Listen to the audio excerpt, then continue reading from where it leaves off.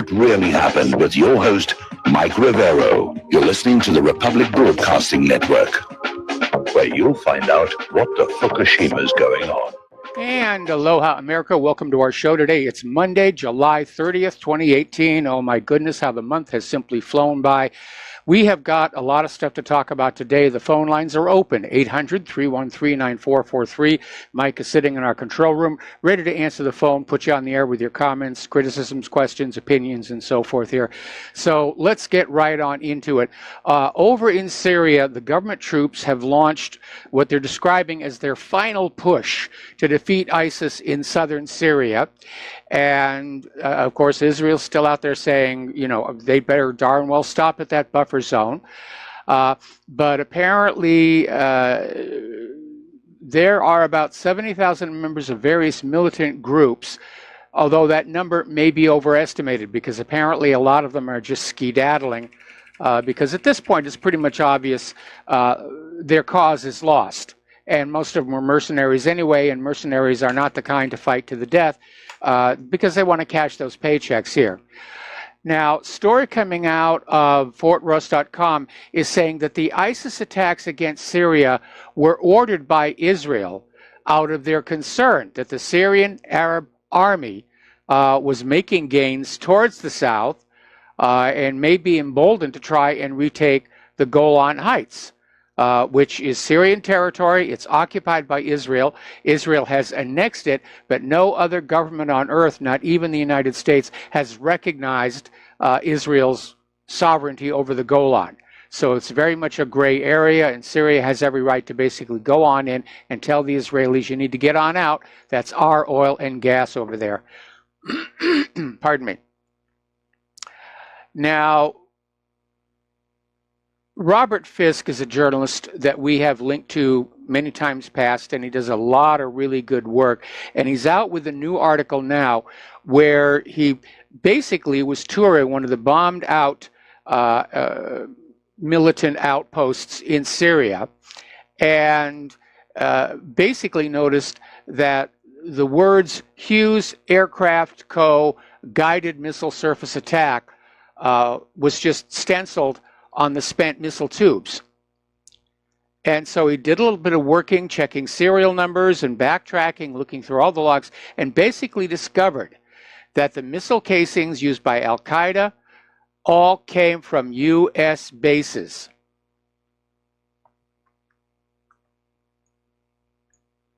So, now what we're talking about, of course, are these hand-launched missiles that come in a tube or a case. The missile is fired and the case is simply thrown away. But they carry serial numbers and other identifying information, and that's what Robert Fisk used. So yeah, Al-Qaeda was working for the United States. No big surprise to you. I know that you're all smart enough to have figured that out a long time ago, even without the revelations coming out from Hillary Clinton's State Department. Now, as you know, last week, the Australian media ran a story saying that high-level sources in Washington, D.C. said there was an imminent plan to attack Iran. Could happen as early as next month.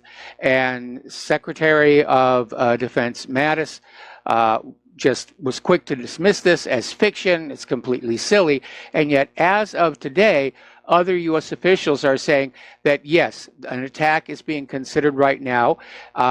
And the pretext for the attack is going to be that Iran is backing Yemen, and Yemen is a threat to the flow of oil coming out of the Middle East. So the U.S. has a duty to protect that flow of oil. Therefore, they're going to go after Iran. That's going to be the pretext for it. And Saudi Arabia, once again, is going to be used as the proxy to go after Iran with U.S. support. Now, Saudi Arabia is doing very well in Yemen with U.S. support, but I think it's going to be a different story when they go up against Iran. And Iran could retaliate by firing missiles at U.S. bases in the region, and there are a lot of U.S. bases. They could even retaliate with a missile launch against Israel, as Iraq did during the first Desert Storm war, because the world knows that Israel is driving U.S. policy on all of this here. Now, Trump reportedly is calling for the establishment of an Arab version of NATO, to basically have a collective Arab force in the Middle East. Now, I know what Trump is thinking: a whole new market for U.S. weapons of war, money, money, money, money, money, money, money pouring on in. But I can't imagine that Israel is very happy with this idea, because Israel survives by keeping the other Arab nations basically divided, split up, often hostile to each other. So a united Arab Middle East would present a tremendous threat to Israel, because hardly anybody likes Israel these days here. Now, there had been a ceasefire over in Yemen while the United Nations talked about taking over the port of Hodeidah to keep it open. But the Saudis basically broke that ceasefire and launched a major attack into the center of the city, doing major damage. And apparently they hit a plastic factory, an outdoor market, and a fishing pier in the city's center. Another strike targeted a Houthi military police camp in the city, substantial damage. Now, officials are still trying to figure out what happened and why the ceasefire ended. The UN had tried to get the Shiite Houthis to give the city to the UN, which they agreed to do. Saudi-backed Yemeni forces, however, objected to the plan, saying they'd only allow the UN to take the city if the Houthis surrendered the entire rest of the country, and of course that's going to be a non-starter. Now remember, at issue here is the fact, who is going to be the government of Yemen? Several years ago, the U.S. went on in, they overthrew the legitimate government of Yemen, they installed a puppet ruler. The people of Yemen didn't like that, they kicked the puppet ruler out. And that's what this war is all about. The U.S. has sent Saudi Arabia back into Yemen to slap them down and say, you will love your puppet ruler. Nobody leaves the American empire. And that's what this war is all about. And people are starting to point out the fact that because this is such an obvious war of conquest, that it is an American war despite the presence of the Saudis, that's why we're not seeing it covered on the corporate media. I mean, Stormy Daniels got 455 segments on MSNBC. Yemen got nothing. That's because the United States bears real responsibility for what's going on in Yemen. The missiles that are killing the people from Yemen, they're made in America. The planes that are killing the people of Yemen, they're made in America. The tanks that are killing the people of Yemen, American made. So that's what's going on. Over in Ukraine, there is still a bit of a battle going on between the Kiev military and these various Nazi groups. Tensions are ratcheting up ahead of the election there. And apparently the neo-Nazis, well, actually, they're just calling them flat-out Nazis, are a little better armed than the Kiev military was expecting. And there have been more than a few fights. So that's getting tense over there. Over in the Russian republics, Prime Minister Medvedev has announced Crimea has now fully integrated into the Russian Federation. They've completed integration with the economy, infrastructure, and judiciary. So basically, what Medvedev is sending a message, it's a done deal, and it's not going to be undone. Russia's built that new bridge from the mainland to Crimea, so Crimea cannot be blockaded from the Ukrainian side. Getting on back to Iran, I had this a little bit out of order here. U.S. politicians and media are talking of Iran regime change as if it's their divine right. And a good example of that is U.S. Secretary of State Mike Pompeo talking about how America was doing God's work in reaching out to the Iranian people to encourage them to overthrow their mafia regime. So they're resorting to the God argument. God wants us to go and change the government of Iran, like we did back in 1953. And wasn't life wonderful under the Shah and his secret police, the Savak? Those were good old times here, not for the Iranian people, of course, but for American and British oil companies that were making money hand over fist. We need to get back to those good old days. As you know, last Friday there was yet another protest at the border between Gaza and Israel. And Israeli forces killed 5 Gazans, including a 12-year-old and a 17-year-old, shot just for protesting, and wounded something like 246. It's just an ugly, ugly situation. Now, as you know, the Freedom Flotilla was making a largely symbolic attempt to run the blockade around Gaza, and the Israeli Navy basically stopped them 70 miles from the Gaza Strip shore. And they basically took over the ship, arrested the crew. Apparently there was some violence on board. Some of the crew members, volunteers, got tased, and they've all been taken away over to Ashdod. And whether or not the aid that was in the boat will actually be delivered to Gaza or not, nobody really knows. In one of the earlier Freedom Flotillas, the aid was basically stacked up on the dock and allowed to sit there until it was too rotted to be of any good. Then Israel sent it through the gates. But here's the point. 70 miles from the Gaza Strip puts this incident in international waters where maritime law applies. When you take over a ship without the permission of the captain or the owner, that is an act of piracy. And that is what Israel has done. They've committed an act of piracy. And the organizers behind the Freedom Flotilla are saying they're going to keep on doing this. They're going to keep on calling attention to this inhumane treatment of the Palestinians by the nation of Israel. Meanwhile, the chairman of the International Committee for Breaking the Siege of Gaza, Zahir Birwawi, is calling on countries with citizens on board the Freedom Flotilla to basically move to protect the lives of their nationals and ensure the delivery of medical aid and these fishing boats to the besieged Gaza Strip. See, every boat that they took down there, they intend to leave there for the Gazans to fish with, to help feed themselves. So somebody put a lot of money into this, trying to get this out there. And there is a concern. You know, people have died on these before. 10 of the activists were killed on the Mari Marmara. Now, a little bit of good news has come on out, is that Ahed Tamimi, who was, along with her mother, thrown into prison because Ahed slapped a fully armed Israeli soldier who was basically behaving very rudely to her family. And she was charged with terrorism and thrown into prison. She has now been released along with her mother. They had a press conference in Nabi Salah near Ramallah. They've been greeted like heroes. And Ahed is out there. I mean, apparently one of the first things she did after getting out of jail was to get an ice cream cone.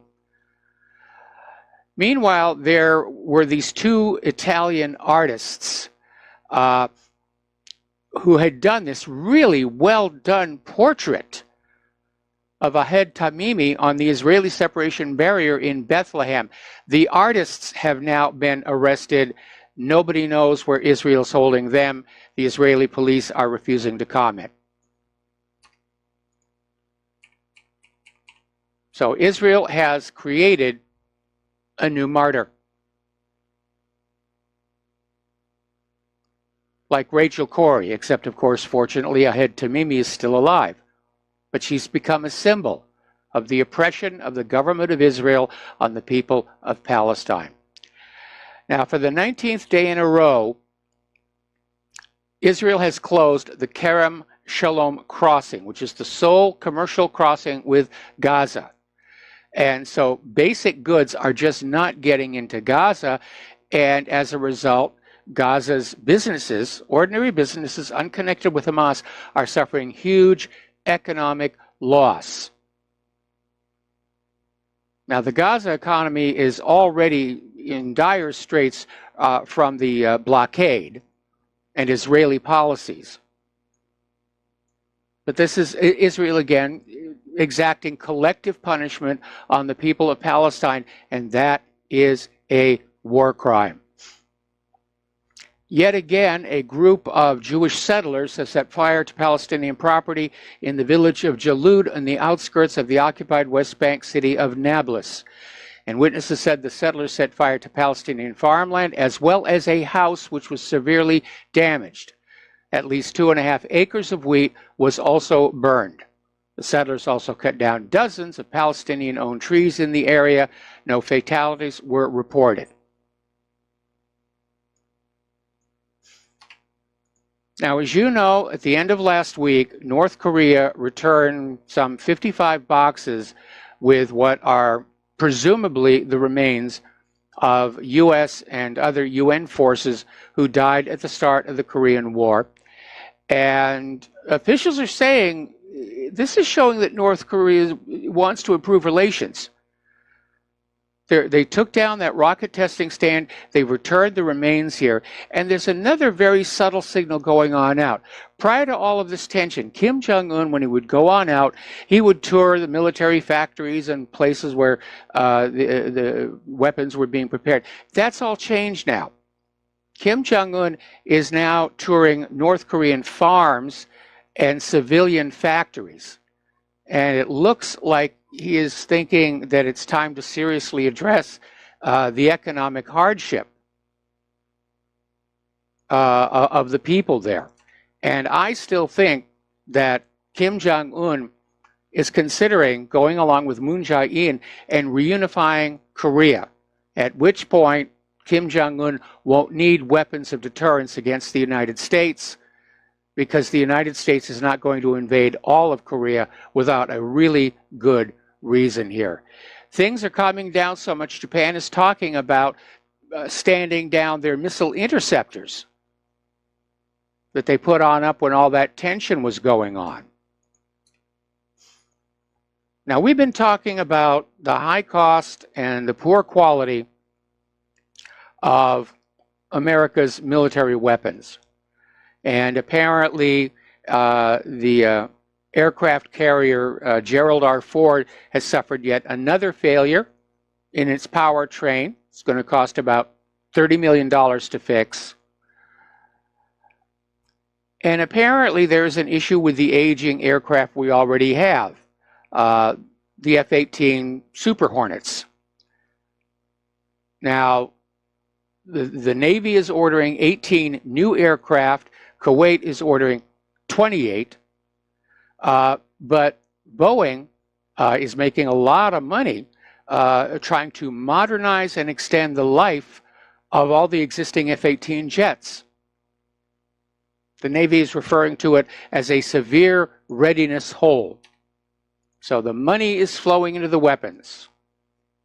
It's not flowing into our schools, it's not flowing into our hospitals, it's not flowing into our infrastructure, but boy, it's flowing into the weapons. Reminds me of that wonderful quote from George Bernard Shaw. There's nothing in man's industry but his greed and his sloth. His heart is in his weapons. And it certainly is true. All right, let's turn to the domestic politics because there's a lot going on there. Devin Nunes is out there saying that the Department of Justice and the FBI are stalling turning over documents in the hope the GOP will lose the House in the midterm elections, or to be more accurate, the Democrats will steal the House in the midterm elections with all those illegal immigrant voters here. But that's exactly what's going on. If the Democrats get the House of Representatives, you know, the cover-up has succeeded. Everybody's career is safe. The corruption will continue. So it's really important, if you're a GOP voter, you know, get out there on those midterms, because voter turnout on the midterms tends to be low, and the Democrats are counting on you staying home. Don't do that. Make sure you're registered to vote and get on out there and vote. All right, we're going to take a break here for commercials, and we will be right back. And aloha, America. Welcome back to the show here. So Tucker Carlson was out with a report talking about all of this brouhaha over Michael Cohen. And this idea that whether or not Trump knew about his campaign's meeting with a Russian lawyer at Trump Tower. And as Tucker Carlson says, where's the crime?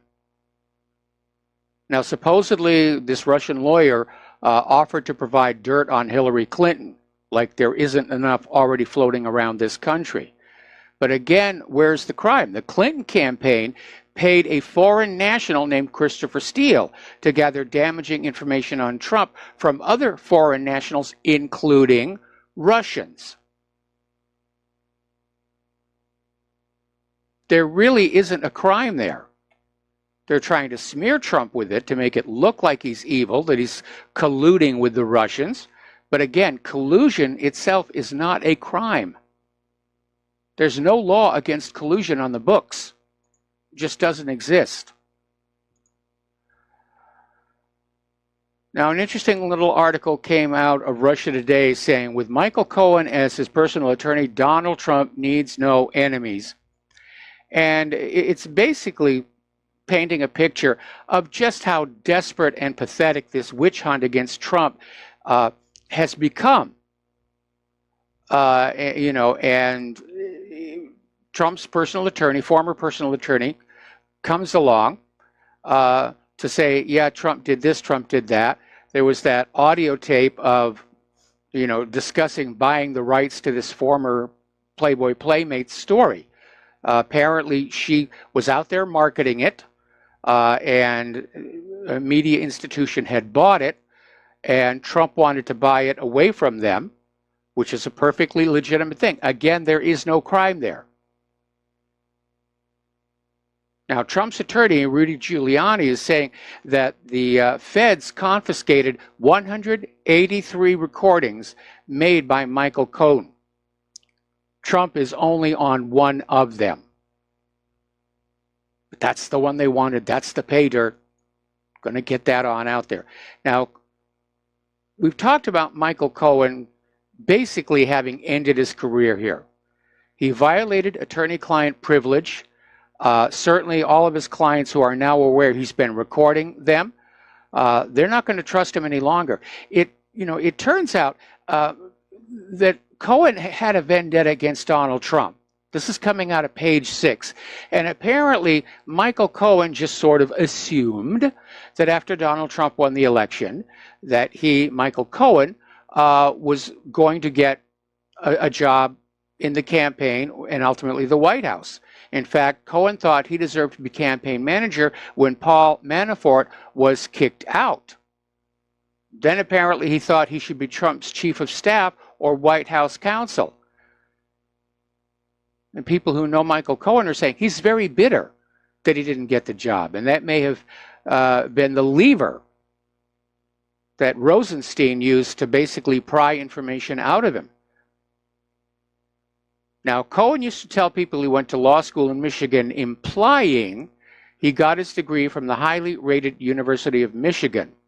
In fact, Michael Cohen graduated from the Thomas M. Cooley Law School, now affiliated with Western Michigan University, and recently ranked the worst law school in the country by the National Advisory Council for Law School Transparency. Which may be why he doesn't really understand how much he's damaged his own career with his actions. Nobody's going to trust him. Nobody's going to share confidential information with him.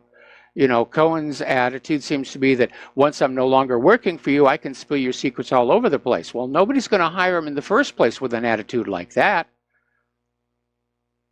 What happens in the lawyer's office stays in the lawyer's office.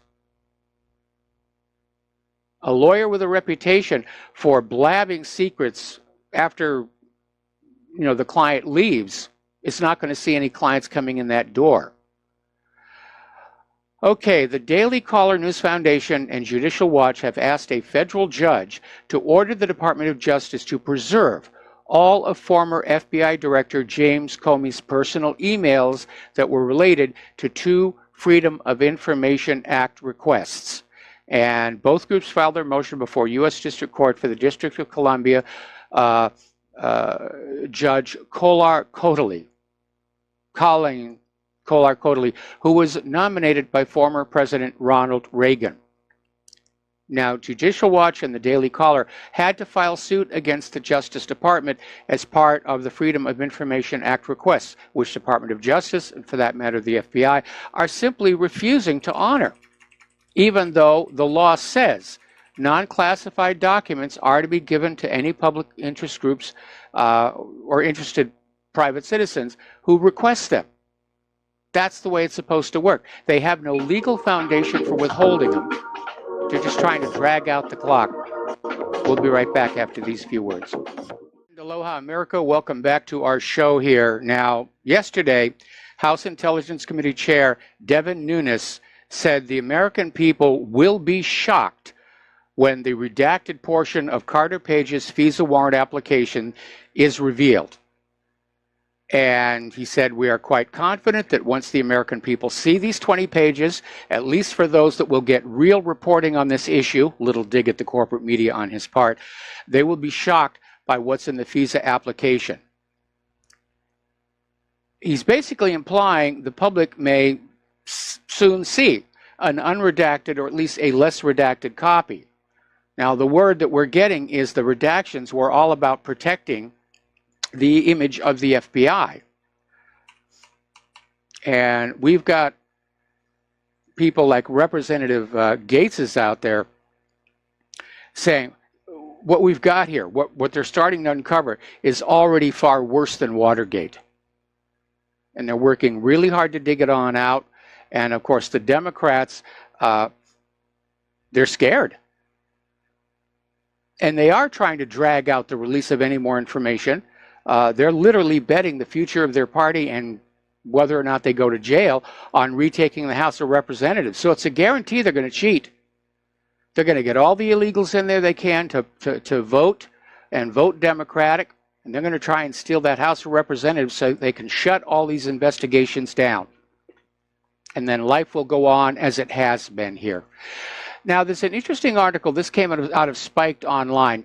Why young white men are abandoning the Democrats. And apparently, Reuters Ipsos did a poll that revealed Democrats are shedding millennial votes, with support dropping by 9 percentage points just since 2016. And the shift is most pronounced among white millennial men, who now favor Republicans over Democrats by 11 percentage points. Now, in 2016, Democrats led Republicans in this demographic by 12 percentage points. So that's a staggering swing of 23 percentage points in just 2 years. Now, the commentary that was in this article says that the poll basically disposes of a couple of assumptions.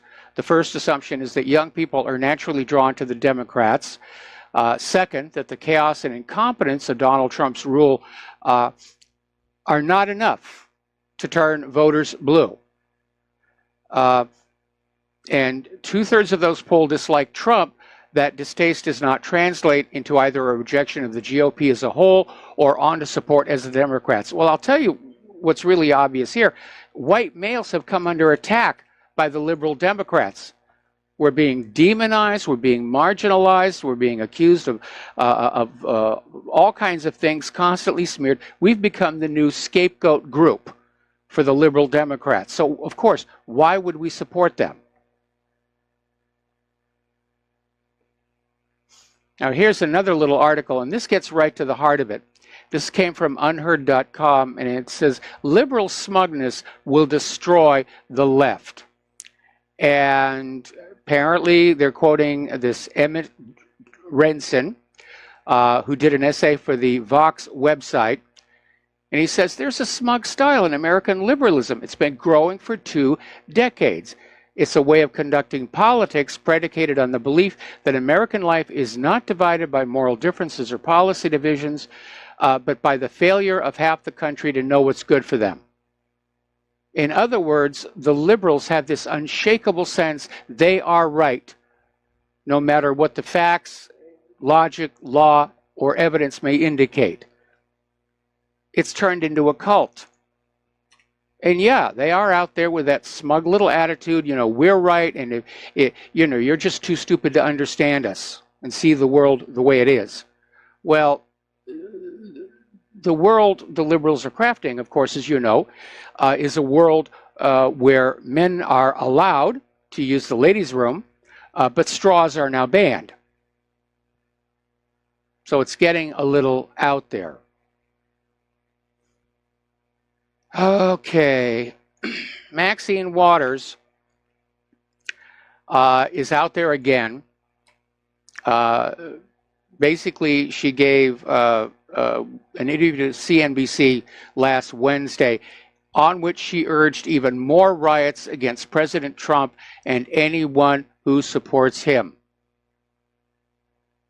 And then she responded to questions about her intelligence by saying that any criticism of her intelligence is rooted in racism.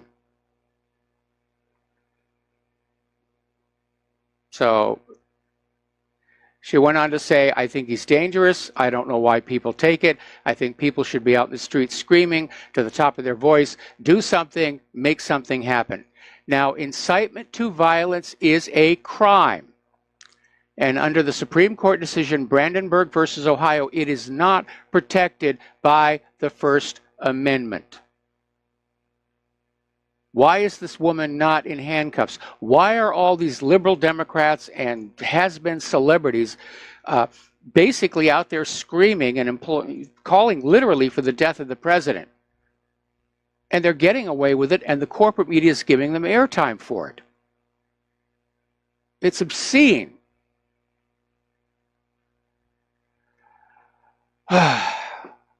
Ireland is actually going to send a team of election observers to monitor this November's midterm congressional elections.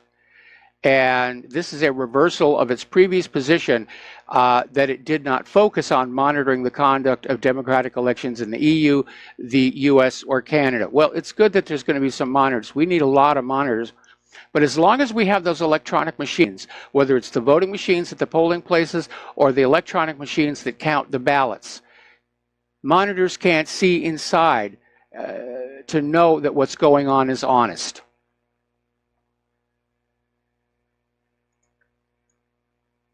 And I'm in agreement with those who are saying it's time for those electronic machines to go and to go back to a manual ballot system. And again, if you go to my webpage, right up at the top, right underneath my picture, there's an article, How to Have Honest Elections. And I'm not saying it's perfect,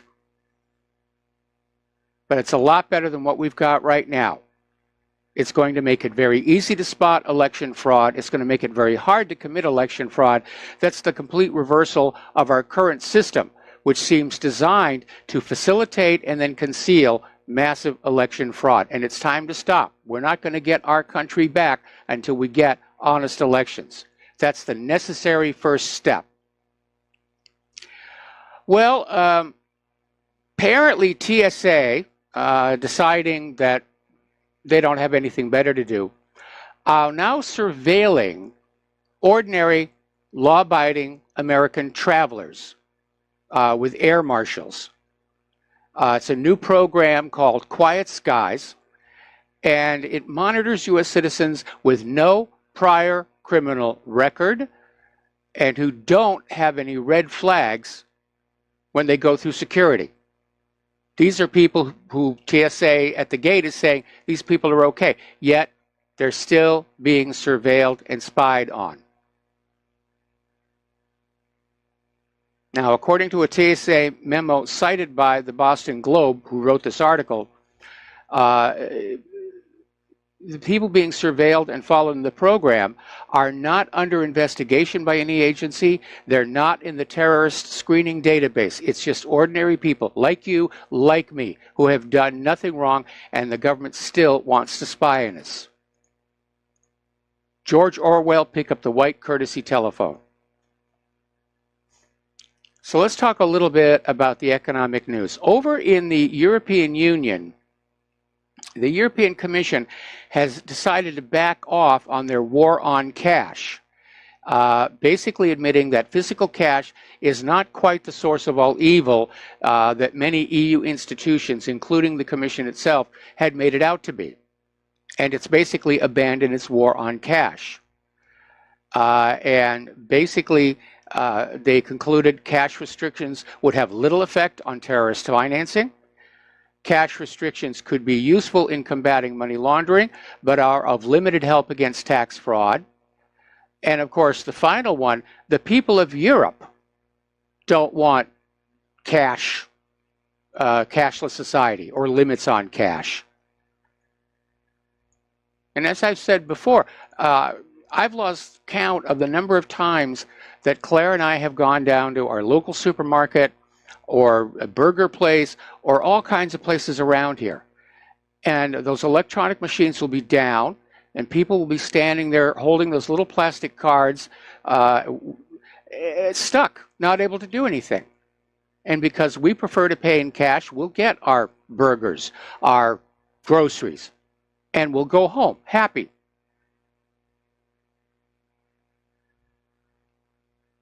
All right.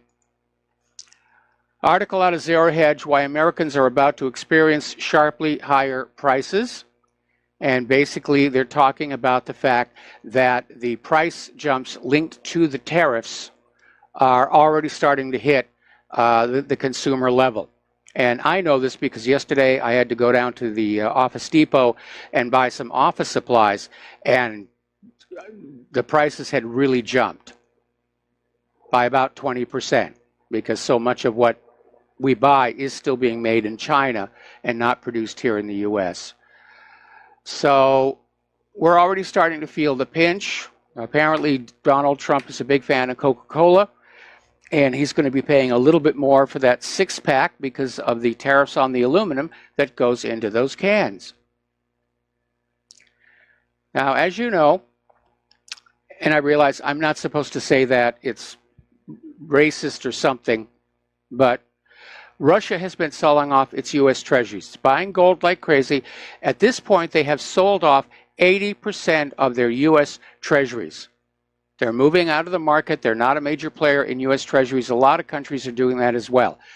Presumably, the Federal Reserve is trying to buy them all up with instantly created money. But Russia has now bailed on 80% of their treasuries. They're now the world's largest holder of gold. In fact, the level of gold reserves in Russia is approaching the Stalin-era record. They're getting ready to cut their dependence on the US dollar. A lot of countries are. Now, over at Tesla, boy, it's just one thing after the other, after the other, after the other. There's another lawsuit for Tesla. And according to Bloomberg, 3 former retail employees of Solar City, the solar panel installer acquired by Tesla in November of 2016 under controversial circumstances and allegations of less than arm's-length dealings between related parties, have sued Tesla, alleging that managers discriminated against them on the basis of age or sexual orientation, resulting in their termination this year. And according to a lawsuit filed in a San Diego state court, one plaintiff said he complained to management, including Musk, about harassment related to his sexual orientation. He was subsequently fired on May 31st. A 59-year-old plaintiff is suing after being fired and then replaced by a significantly younger individual that was less than 30 years old. Now, I don't know the actual circumstances of what's going on. I do know that a lot of retailers are engaging the practice of letting go their higher paid workers, who also tend to be those with more seniority, and replacing them with lower paid workers. I remember we used to have a Circuit City down here at the bottom of the hill. And as you know, I loathe Best Buy. So I used to go into Circuit City all the time. And the staff at the time was friendly and knowledgeable. I could go on in and speak tech to them, and they would speak tech to me. And then all of a sudden, I walk into Circuit City, and it's a whole new staff of kids. And I'm trying to talk to them about what I need, and I just get a blank stare back. And not surprisingly, that Circuit City is no longer there. It's been replaced by a Bed Bath & Beyond. Now, Zuckerberg and Facebook have been slapped with a lawsuit for failing to warn investors of slowing growth. Apparently, the warning signs were out there. There had even been accusations that Facebook executives were dumping their own stock weeks before the big kaboinga that happened last week. So they're now being sued by shareholder James Koukouris in Manhattan federal court, and it could be the first of many claims over this disappointing earnings announcement. Now, Facebook is also dealing with dozens of lawsuits over its handling of user data in connection with Cambridge Analytica, and many of those lawsuits have been consolidated in the federal court in San Francisco. So Facebook is in trouble, and they did it to themselves with this idea that they had some kind of a right to try and meddle with the political process by censoring conservatives and promoting liberals, that they could spy on us who are using the site and sell that data inappropriately. So Facebook's user numbers are way down. Article out of Lizadissu, basically talking about how business tax payments plunge while workers pay more. And it is a mechanism we're seeing throughout the U.S. economy where corporations and businesses are paying less and less taxes, and the burden is being shifted on to the workers, which is going to accelerate wealth inequality. Now, Jeff Bezos has come on out with, well, actually, the Washington Post came on out with an article written by Roger Lowenstein, and it says, you know, this wealth inequality, that's the wrong metric. You shouldn't be thinking about that at all. You know, don't worry about all those billionaires here. The important thing to keep in mind is that your children have the possibility that they can move upward during their lives. Slight possibility, but maybe, possibly could move upward in life. That's what you should focus on, and ignore all that money piled up around the billionaires. You shouldn't be thinking about that. So that's what the latest from the Washington Compost. We got to take a break for commercials, and we will be right back. And aloha, America. Welcome back to our show here. We're talking about the economic news, and the sanctions on Iran are having an effect, and of course there are about to be more sanctions hitting them. Iran's rial has plunged against the U.S. dollar, and Iranians are scrambling to acquire other means to store their wealth, including U.S. dollars themselves. And the unofficial black market rate stood at 102,000 rials against a single U.S. dollar.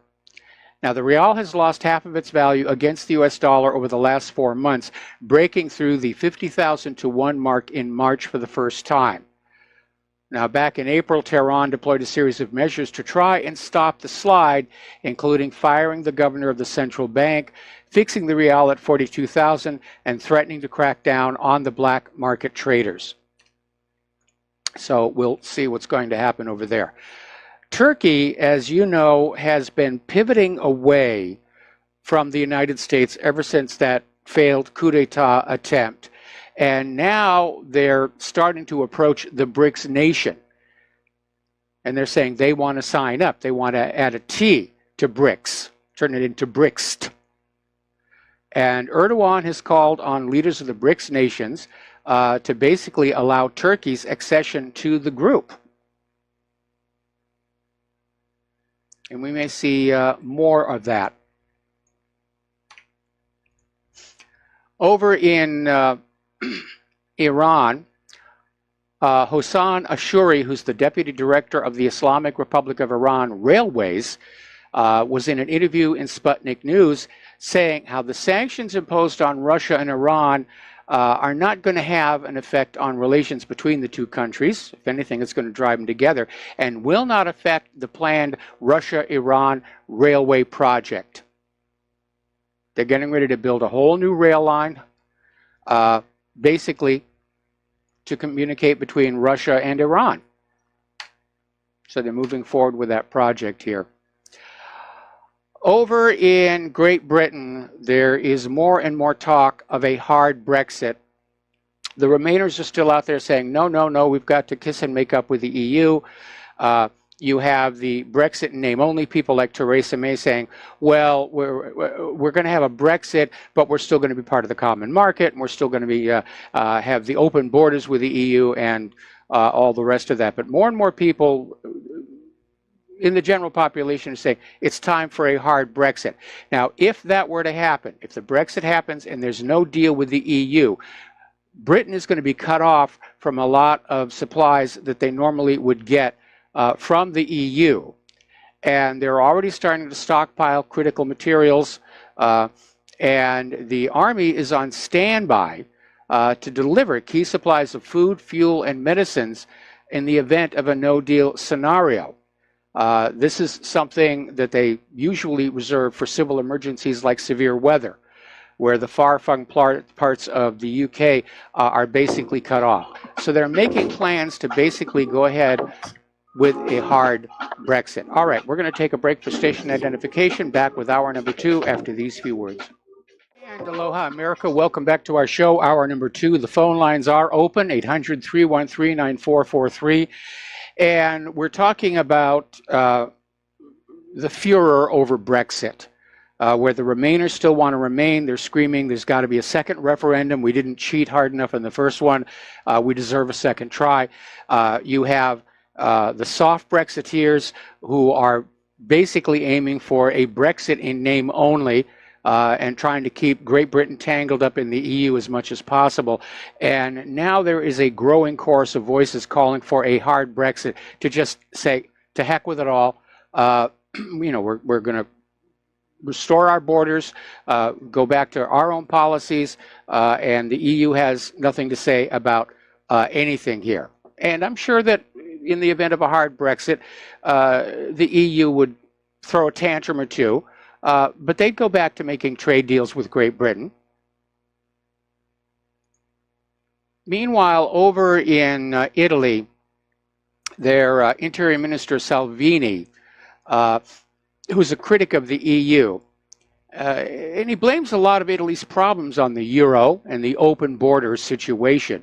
And he's basically sent a warning that the European Union is deceiving Great Britain with regards to the euro. He said there's no objectivity or good faith on the European side. And he says Theresa May should take a tougher stance on negotiations. And he is saying that it's time for a hard Brexit. Just forget about the deal, because the EU is not negotiating in good faith anyway. Here's an interesting little story in regards to open borders. And the story came on out of Breitbart. This one's going to really wake you up here. Apparently over in Great Britain, the UK Home Office has been rejecting Syrian Christians. The refugee intake into Great Britain is 100% Muslim.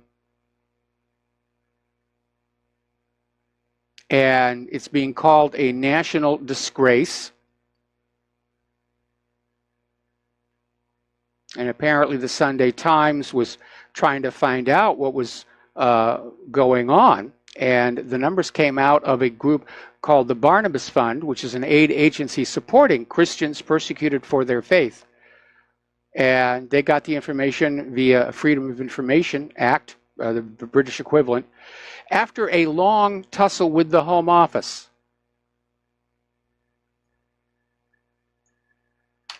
So, more of George Soros' machinations here. Up in Sweden and Denmark, they had a poll and found that nearly half of the Swedes and the Danes said they'd rather be in a Nordic union with their neighbors from Norway and Finland and Iceland than in the EU. They think a union is a good thing, just not that one.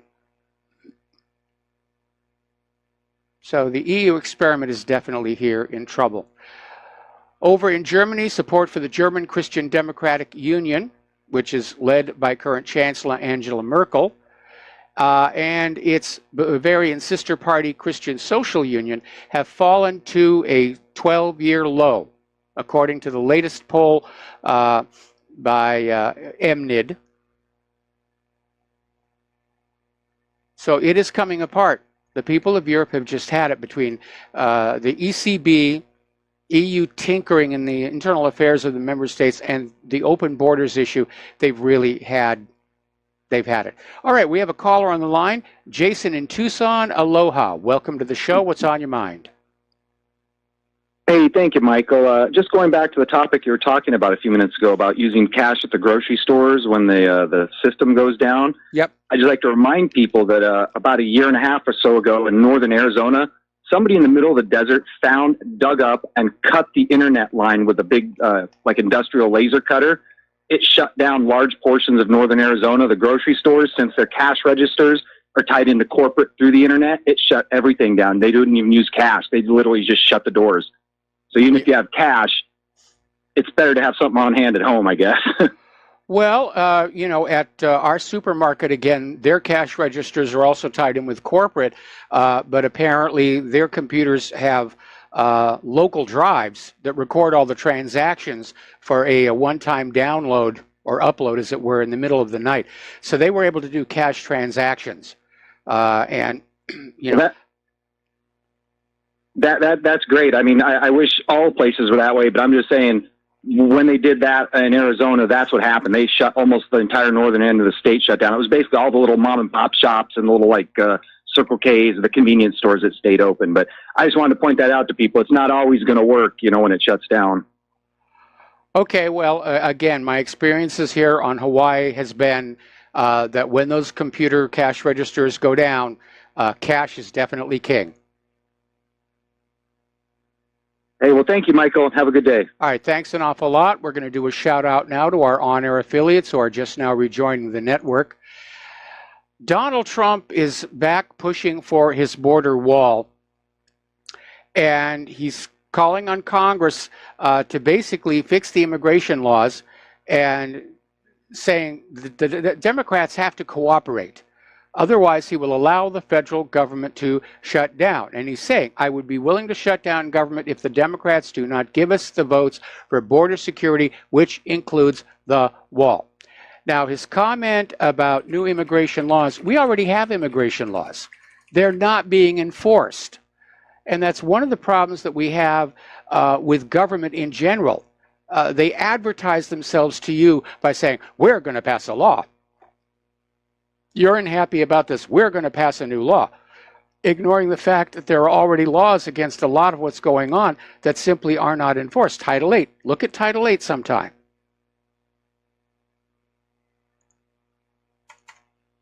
If Title 8 were being enforced, Trump would not need a border wall. Because Title 8 makes it a crime to transport, house, give employment to, or any assistance to an illegal immigrant.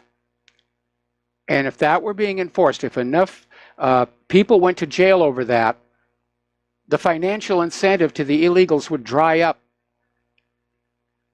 That's all it takes to stop the problem, is simply say, if you're an illegal immigrant, you are not entitled to free stuff at taxpayer expense. You're not allowed to work. You're not allowed to have housing. You're not allowed to have anything at all. Just go home. That's it.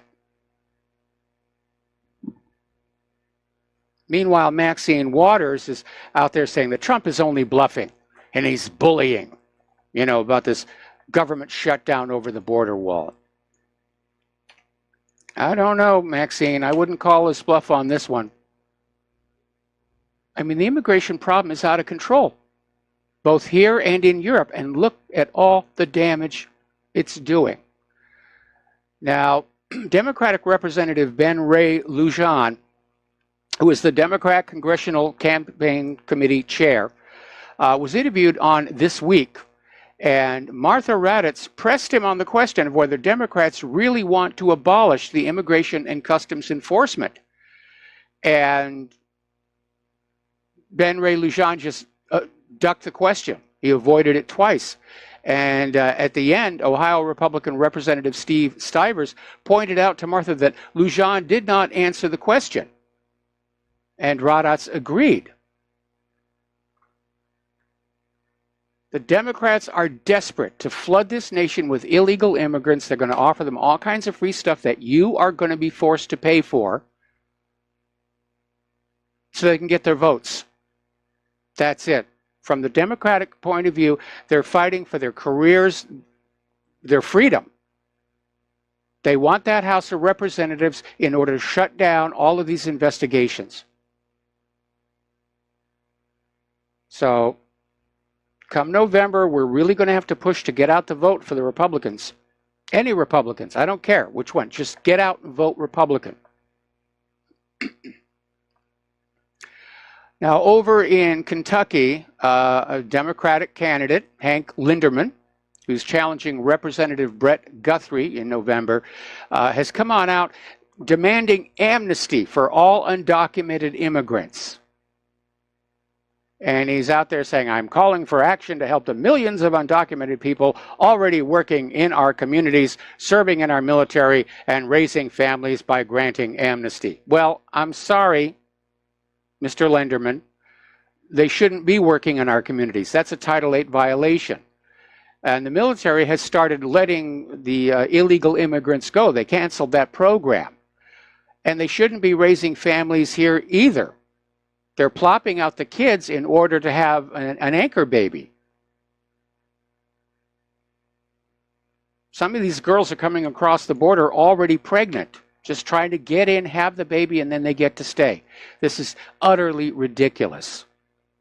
Now, Bernie Sanders is out there talking about a Medicare for All plan.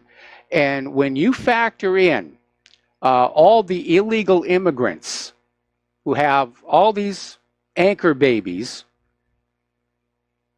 and basically chain migration, if you will, you're looking at a cost of $32.6 trillion over 10 years. We just don't have it. We don't have it. Over in Philadelphia, they have now declared themselves a sanctuary city. They are refusing to cooperate with Immigration and Customs Enforcement. When is somebody going to have the gonadal tissue to go into one of these sanctuary cities and slap the handcuffs on the mayor and say, you are in violation of Title VIII, you are going to go to jail and to trial?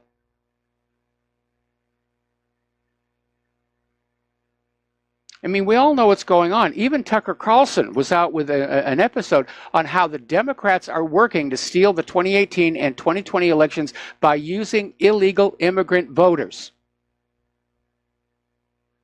And illegal immigrants are not allowed to vote, certainly in the national elections.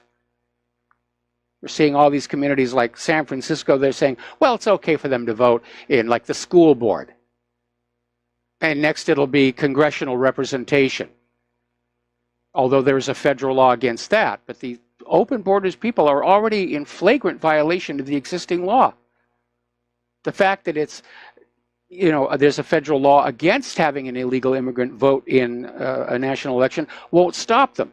Because without voter ID, there's no way to know that somebody is an illegal immigrant. And that's something else that we need to be doing to try and get this country back under the control of the American people. An honest election system and voter ID so that only U.S. citizens vote. Because that's the way it was set up. That's the way it's supposed to be. We're not supposed to throw open the gates to the barbarian hordes and have them come on in and vote themselves all kinds of bread and circuses at our expense, which is exactly what's going on. Because that's the lure the Democrats are using. Vote for us, we'll take stuff away from those white people and we'll give it to you. That's the promise. All righty, over in Great Britain, there was a young boy, Jacob Abraham, was stabbed to death near his Hertfordshire home last year, was found dying by his brother near their home in Waltham Cross. And his killers were handed life sentences at the Old Bailey, and the killers' names are Kai Fisher-Dixon, Shaub Mohammed, Tremaine Gray, Omarion Stevens, and Abdullah Quilik Mohammed. And the murdered youngster had helped his mother make sandwiches for the homeless people just hours before he was killed. So how's that multicultural thing working out for you over there? Over in France, migrants have been arrested for gang raping a middle-aged woman on World Cup night. And the woman was found with a badly swollen face in the commune of Udon in the Loire-Atlantique department the following morning. And locals are horrified by the crime. And basically, the female residents are telling reporters they're afraid to go jogging in the evening now because it's like open season on them. Now, Italy is starting to toughen up. They want a zero-tolerance policy for criminal asylum seekers. In other words, people who have a criminal record are going to be automatically denied asylum. That's one of the things that really went wrong with this whole refugee program, is known criminals were being allowed in. And you think, what, coming across that border into Europe, they will see the light and they will change their ways.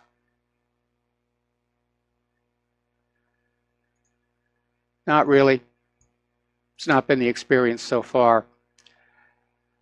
Steve Bannon is planning to lead a populist revolt throughout Europe, which, were it to succeed, would crush George Soros and his network of open border NGOs. This is according to the Daily Beast.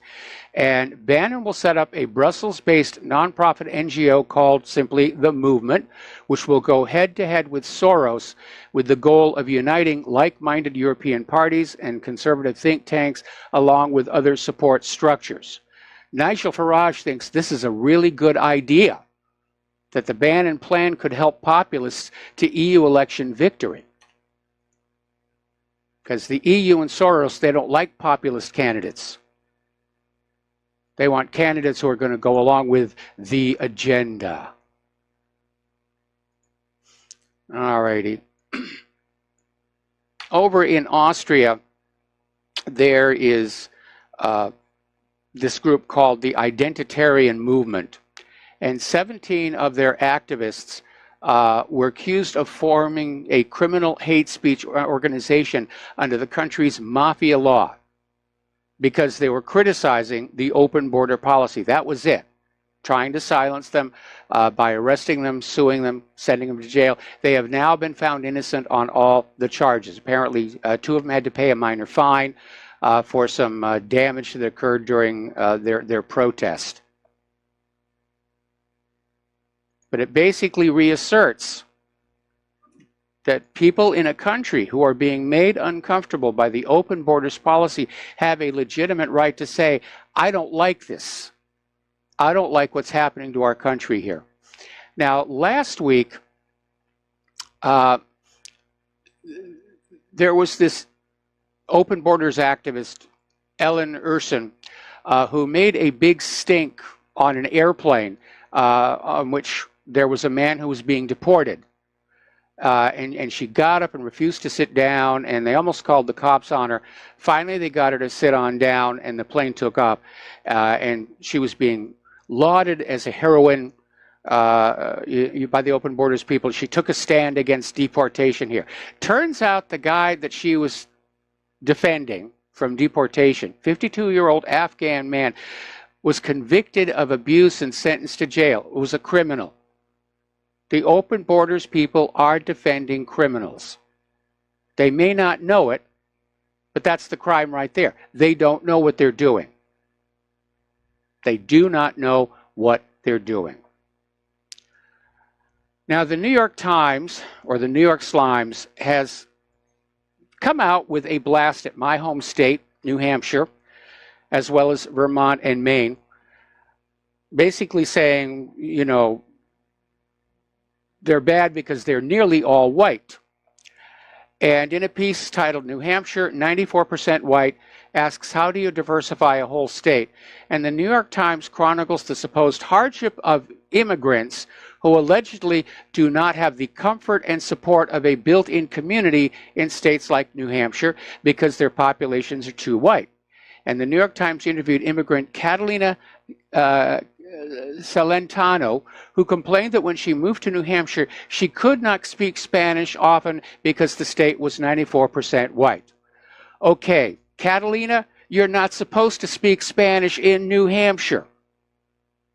They speak English. They have a New England accent. They speak English. All right, we're going to take a break for commercials. We've got a caller waiting on the line, and we'll be right back. And aloha, Miracle, welcome back to the show. And before we take this phone call, I want to read you a quote that has a bearing on the story about this Spanish or Mexican immigrant up in New Hampshire bemoaning the fact that nobody up there speaks Spanish. They're not supposed to. This is the quote. In the first place, we should insist that if the immigrant who comes here in good faith becomes an American and assimilates himself to us, he shall be treated on an exact equality with everyone else, for it is an outrage to discriminate against any such man because of creed or birthplace or origin. But this is predicated upon the person's becoming in every facet an American and nothing but an American. There can be no divided allegiance here. Any man who says he's an American but something else also isn't an American at all. We have room for but one flag, the American flag. We have room for but one language here, and that is the English language. We have room here for but one loyalty, and that is loyalty to the American people. That was Theodore Roosevelt back in 1907. And it's absolutely true. So, for these immigrants, even the illegal immigrants, they'll come on over and they start complaining that we're not speaking their native language. We're not supposed to. All right, let's take a phone call. Dennis in Florida, aloha. Welcome to the show. What's on your mind? Aloha, Michael. I've been trying to find a window of opportunity to give you a call. First of all, thank you for some of your health-related issues you posted as one who is now recently battling cancer in Florida. And I want to thank you for posting what you put up there. It has helped me immeasurably what the doctors cannot answer or what they don't want to let you know. So I want to thank you for that. Well, you're welcome. That article about New Hampshire and speaking Spanish, well, as a former New Yorker who has traveled to visit relatives that were up in New Hampshire, they speak differently from New Yorkers even. Yes. So I suggest that maybe these people have to get educated. We have different dialects here. We don't need another one. And regarding illegal aliens, that I noticed one of the articles today listed, and they mentioned illegal aliens who are also serving in our military. Well, I became aware of this back in probably around 1980, 82. I had a Colombian girlfriend whose son was in the military, but it was the National Guard, I came to find out. And his comrades' nickname for the service was the White Man's Army. And it became apparent to me then, as I've been watching this whole scenario unfold, we are raising a nation of insurgents. You might say, I'm looking for the word. What would you call Hessian soldiers? What do we call Hessian soldiers? Mercenaries, yes. We are inhabited by insurgents and mercenaries that we have brought into our own country and trained them militarily. Whereas, unless you're from like Georgia or down south, which a lot of your southern youth are very encouraged to join the military. A lot of New York kids aren't, and so we're seeing a decline in the so-called Caucasian members of the military, whereas this foreign mercenary force is building over the last 30 years. Well, What do you it's think come about to an that, end. Mike? It's come to an end because these illegal immigrants were lured into the Army by a program that offered them citizenship at the conclusion of their tour of duty. But the program got canceled. Apparently, the military decided that these illegal immigrants were just marking time to get their citizenship, and they weren't really committed or capable fighters. So the program ended, and now the Army is basically discharging all of these illegal immigrants. I just hope the damage isn't already done. One more quick note, Mike. Everybody's talking about Trump threatening to shut down the government over immigration. I think they took his comments out of context. From what I heard him, the way he explained it, let's shut down the immigration. And I think that we need to explore that further. And that's all I want to say. And just to say thank you again, Michael. Your articles have proved invaluable to me. Well, I'm very glad that they were helpful, and good luck with your recovery. Thank you. Bye-bye now. Okay. We've got more callers waiting on the line, but we're coming up on a commercial break, so I'm going to put them on hold here. And again, we have this bizarre liberal academia where using the phrase, as you know, is now considered being white and racist because it's leading to self-doubt in those people who don't know. Well, there's an easy fix for that. Don't ban the phrase, study harder. Actually teach these kids what they need to know instead of filling their head with all of this nonsense about which restroom to use. We're going to take a break for commercials, back with phone calls after these few words. Aloha, America. Welcome back to our show here. We're going to go back to the phones. Francis in North Carolina. Aloha. Welcome to the show. What's on your mind? Hello, aloha to you both.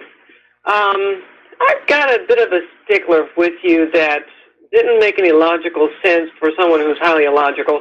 And you probably covered this a while back. I just do not recall. So you'll have to bear with me for a moment, my dear. For one thing, someone who is illegally immigrating here in the U.S. from another country, obviously south of the border, as it were, not to make a bad pun out of it, cannot go and just automatically put in for voter registration just to vote or whatever have you. They're missing something in the process. What that is? Well, actually, in many states like California, when they apply for a driver's license, they're automatically registered to vote. And there is no mechanism there for, putting their immigration status either on the driver's license or the voter registration. And you can bet that probably the Democratic operatives are going through the neighborhoods where the illegals are and registering them to vote. Okay, as I was about to say was, regardless of what political party is going out and doing the shenanigans, the fault of the whole situation resides with the DOT. I don't care what state it is. Because unless the person goes to the DOT and gets a state-approved ID, let alone a driver's license, they cannot put in for voting. So even if a political party goes and tries to pull that maneuver and obtaining that for them, then that political party is running afoul of the legal state law. Yeah, they are. So quite frankly, a lot of them need to be pulled as a result, or what is it called? I'm trying to find the word for it when you nullify such a legal document the DOT issues, for that matter, so the person can go and conduct their everyday life or whatever have you, whatever it might be, and so forth. Now, if the state of California, let alone Arizona, New Mexico, and Texas, obviously south of the border or whatever, or even Florida for that matter, mind you, are issuing these things illegally, then that state is at fault. They need to clean up their act, regardless of who the politician is pulling the strings in behind the door, for that matter, for these things to occur. And for the people that are being given this stuff, they need to be escorted right back to where they came from and say, okay, you want to be a U.S. citizen? Then go through the legal channel and do that. Just don't go and think that you're going to get issued this by some politician and welcome to the grand old U.S. of A., which it's not anymore. So with that said, I'm out of here. All right. Well, Francis, before you go, you need to understand that Yes. quite a few states do not require people to be legal citizens to get a driver's license. And that's the loophole. And they're coming on in. And like I said, in California, when you get a driver's license, you're automatically registered to vote. And what's really amazing is the hoops they make us legal citizens jump through to renew our driver's license. We got to show a birth certificate. We got to show a Social Security. Hang on a second. Did you forget about one other documentation that they have to have on them in order to come into the U.S. or upon entering the U.S.? It's called a green card. Unless they change the color of it, they have to have some sort of documentation saying about where they're coming from, who they are, and so forth before they can even go to DOT. Unless I mistakenly miscalled it a green card or something else.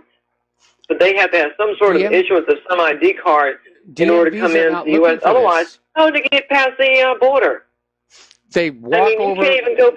Yeah, they walk over, where they think the border guards are not going to be.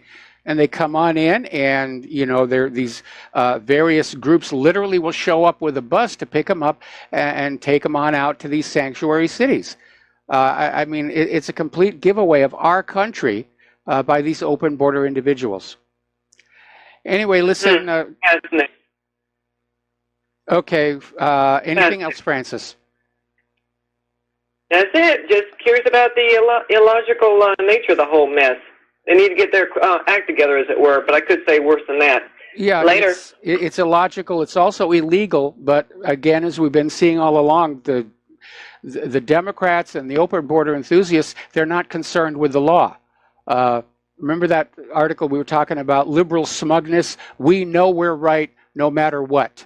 And there's a lot of that at work here, where they're trying to equate open borders with the ending of slavery and saying, well, we knew that slavery was wrong even though it was legal, therefore we're justified in defying and violating this law, which discriminates against non-citizens. That's what borders are supposed to do. There is a legal way to become a citizen in this country. Just walking across the border is not it. All right, back to the phones. Dustin in New Jersey, aloha. Welcome to the show. What's on your mind? I got to change, though. It's not just liberals. It's like they're just all globalists. Because John McCain's not liberal, but he's for open borders. Yep. That's why he keeps getting elected. I mean, it's what, Mike, as you know, Mike, with the BRICS, Erdogan himself said it's time to add a T to the BRICS. Now, how they're going to add that? Wow, you're seeing a serious shift now. And I said Turkey is a very important country because of the Bosphorus Straits. Yes. Right? So, I mean, them and Germany, man, I'm telling you, they're probably going to flip because it's just economic sense for Turkey at this point. If they join BRICS, man, let me tell you, because I looked at a couple of economists they were very shaky on the BRICS of how it was going to do, and they came out and said it's doing better than they would have ever imagined. So it is moving forward, and the Shanghai Co-op. So there is a changing guard going on. It might not happen as fast as we want, but it is happening. Yes. And Mike, did you see that Iran might be using cryptocurrencies? To evade the sanctions. Do you think that's going to work, the cryptocurrencies? I think it could work. I think all Iran needs to do is find out ways to complete financial transactions that don't go through the SWIFT system or through the U.S. dollar, and the sanctions become impotent. The sense I'm getting from all of these countries around the world is they're pretty much fed up with the U.S. throwing its weight around with these sanctions. And remember, wasn't Turkey buying oil from Iran in exchange for gold? So they can do their own deals. Like, I don't understand. Like, the sanctions are only the U.S. puts on, right? Well, the U.S. tries to get other countries to go along with the sanctions or recognize the sanctions, and in the past, most countries have. Now they're starting to bridle at that, which is why Trump and Pompeo are having to arm twist the European Union to go along with this, because the EU is being harmed by all these sanctions against Russia, and they're going to be harmed by sanctions against Iran. And the EU is already in enough trouble as it is, and they're really kind of fed up with that. What about Iran joining BRICS also? Because, China and Russia, between them, Iran, Turkey, I mean, there's a lot of trade to go between them. So, regardless of what the U.S. or the EU puts on them, China is like, Eurasia is like half the world's population. So I don't see a problem with them moving, if the sanctions the U.S. and EU put on them, they still have that other part of the world to deal with. You know what I mean? Yeah, they really do. Right now, India is the largest consumer of Iran's oil, and Germany's actually telling India, keep on buying Iran's oil. You got to keep on buying that oil. And so we're starting to see that this U.S.-centric hegemonic economy is starting to fall apart. And other countries are going their own way. They're using their own currencies. Some countries are resorting to barter to get around the sanctions. I'll give you so much oil and you give me so much tea. That's a good thing, because doesn't that breed entrepreneurship where they internally will create, businesses, and they'll have more employees, and then they'll spread out. I mean, I think that's like Russia, the sanctions help them. Help them to diversify their whole economy. Yeah, actually, Russia bounced back. They had a resilient economy. The oil price war didn't harm them as much as it harmed Europe. But yeah, it sent a message, not just to Russia, but to all the countries on the planet.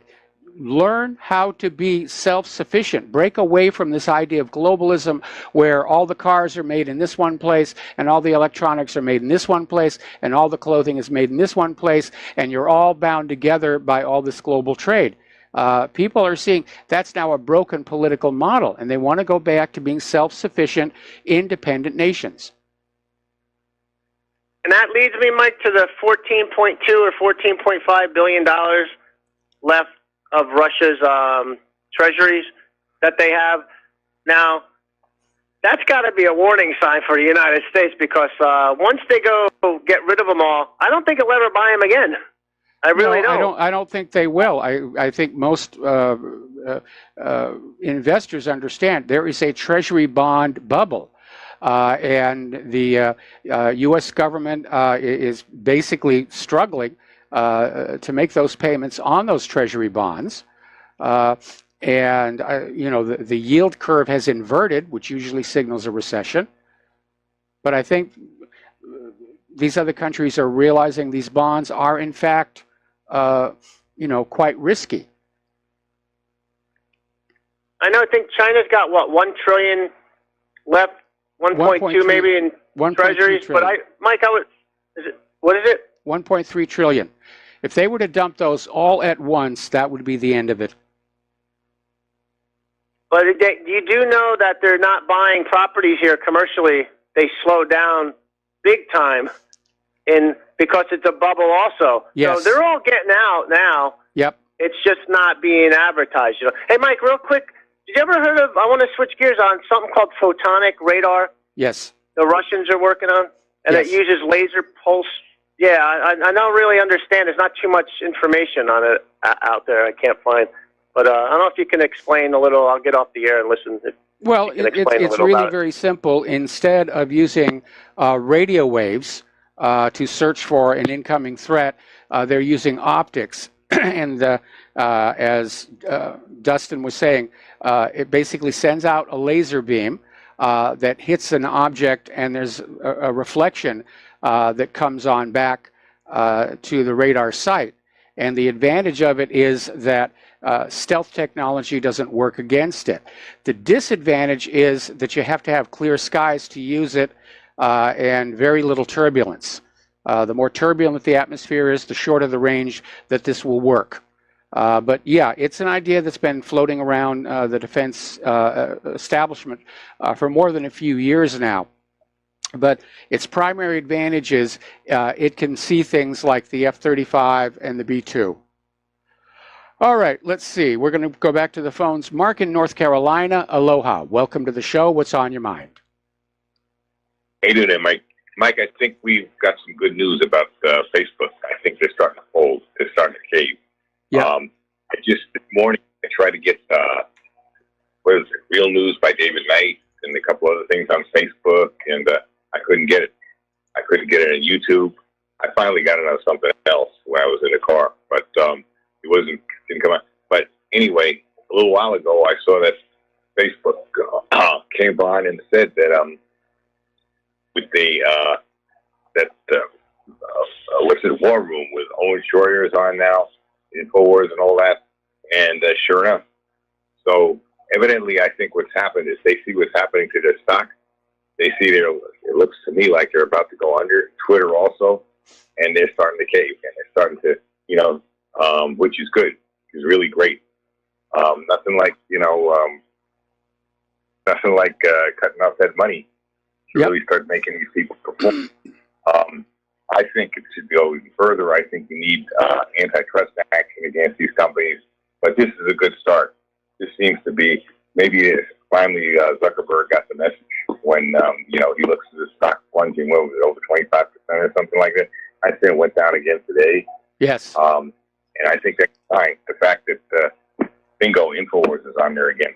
So, what do you think? Do you think I'm right or what? I think it would be nice if corporate social media would go back to respecting the First Amendment and stop playing God with American politics.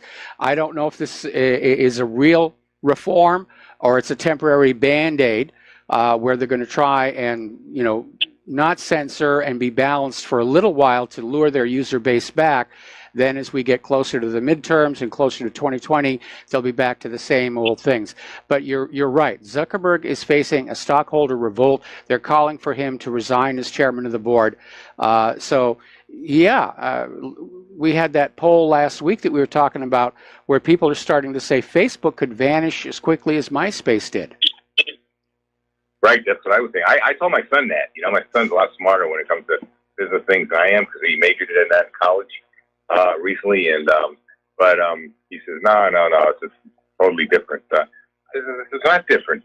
MySpace went out of business because they weren't doing what the customers wanted, and that's exactly what's happening now with Zuckerberg, and it's also happening with Twitter. Yes, Twitter, I understand, is really hitting the dirt too. Now I'd like to see Google go down because they're the ones who operate YouTube, and YouTube is really out of control what they're doing, the kind of games they're playing. See, I know how to transverse it because I look for certain things on YouTube and I find it because a lot of times you can find it on somebody else's or something like that. If I'm looking for you, a lot of times I'll find you on Richie Allen. If I'm looking for Richie Allen, I can find it on you. But they always are. But I noticed they're always playing these games, trying to hide things. So that's got to stop too. We got to bring these people down. We got to bring them. Either they're going to cooperate and respect the First Amendment, or they're going to go out of business. Yep. And because this is at least one good thing is this is still a free enterprise system. And, apparently Ken.com is planning on launching his own censorship-free social media platform, and he's got name value. When is that? He'll be able to pull it off. When is that going to be? I'm not sure when it's going to start, but he's announced that he is, in fact, putting this all together. This is an opportunity for other companies to come on in and make some more money. Anyway, we got to take a break for commercials. We'll be right back. And aloha, America. Welcome back to our show here, hour number 3. The phone lines are open, 800-313-9443. And as I started to say before we hit the station break, over at the New York Daily News, they basically are very liberal there. And they had this hysterical, shrill article a while back that insulted its readership with cheap attacks on lawful gun owners and America's leading gun rights organization. And as a result of that, people started canceling their subscriptions. They stopped buying it off the newsstand. And now the New York Daily News has had to slash its staff because of the loss of advertising revenue. Just like Facebook and Twitter have found out, these kind of actions do have consequences. All right, let's take a phone call from Dave in Missouri. Aloha, Dave. Welcome to the show. What's on your mind? Well, howdy, Mike. Hope you're having a blessed day. Thank you. I've got a couple of things. I happen to be home here. I live in Springfield, Missouri. I was taking a downtown walk today and just happened to, which is kind of a thing I like to do, happened to pass Claire McCaskill's office. So I stopped in to say a word, 3 people there, getting paid, I'm sure, by our tax dollars. Nobody's doing nothing. And my point was, hey, we need to see something from the Democrats except obstructionism. We need to see something productive. If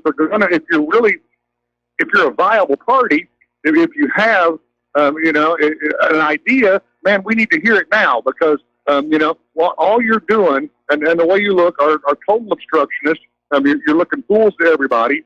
I know you like the bank money.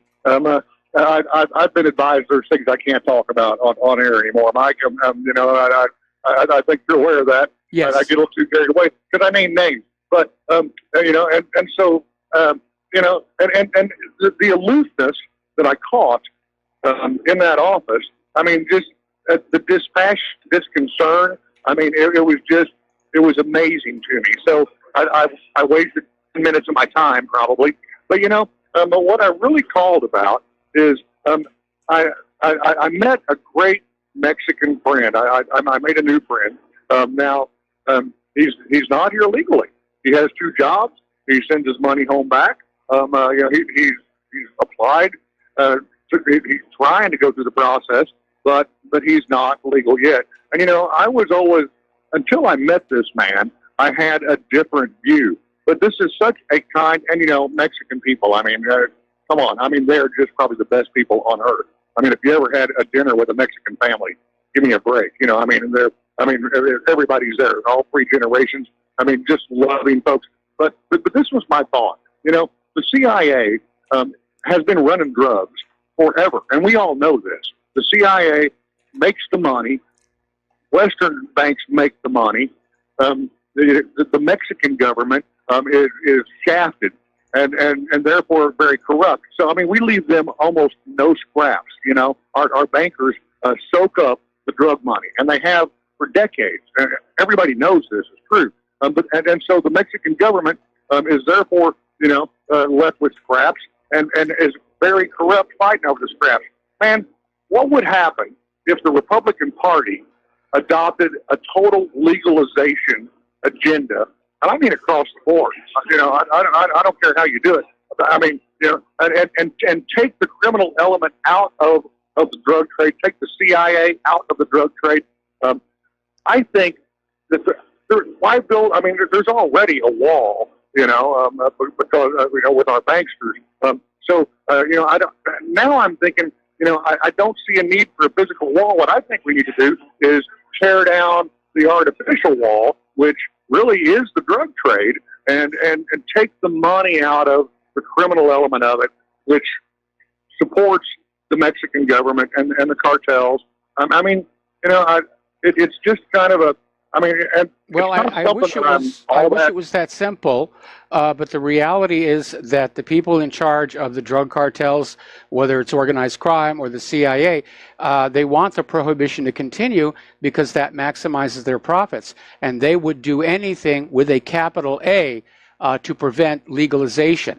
Even though legalization or decriminalization has actually worked in other countries to control the drug problem. But America's drug lords, they got a good thing going here right now. They got cheap opium coming in from Afghanistan. They got cocaine coming up from South America. These people are rolling in all kinds of dough. The banks are helping them launder the money and getting their piece of the action. None of these people would want that to stop. And they would use whatever political pull they had, or even, if necessary, assassination to prevent a movement to legalize. I mean, look how hard they're fighting. But look how hard they're fighting legalizing marijuana. I'm sorry, I'm not trying to talk over you. I'm not. But what I was thinking is that, man, if you could just tear down that barrier, then commerce could flow more freely. The Mexican people could benefit. You know, I mean, we have no need for a wall because we could share investment with each other without having to go through all the cartels, the politicians, the banksters, the thieves.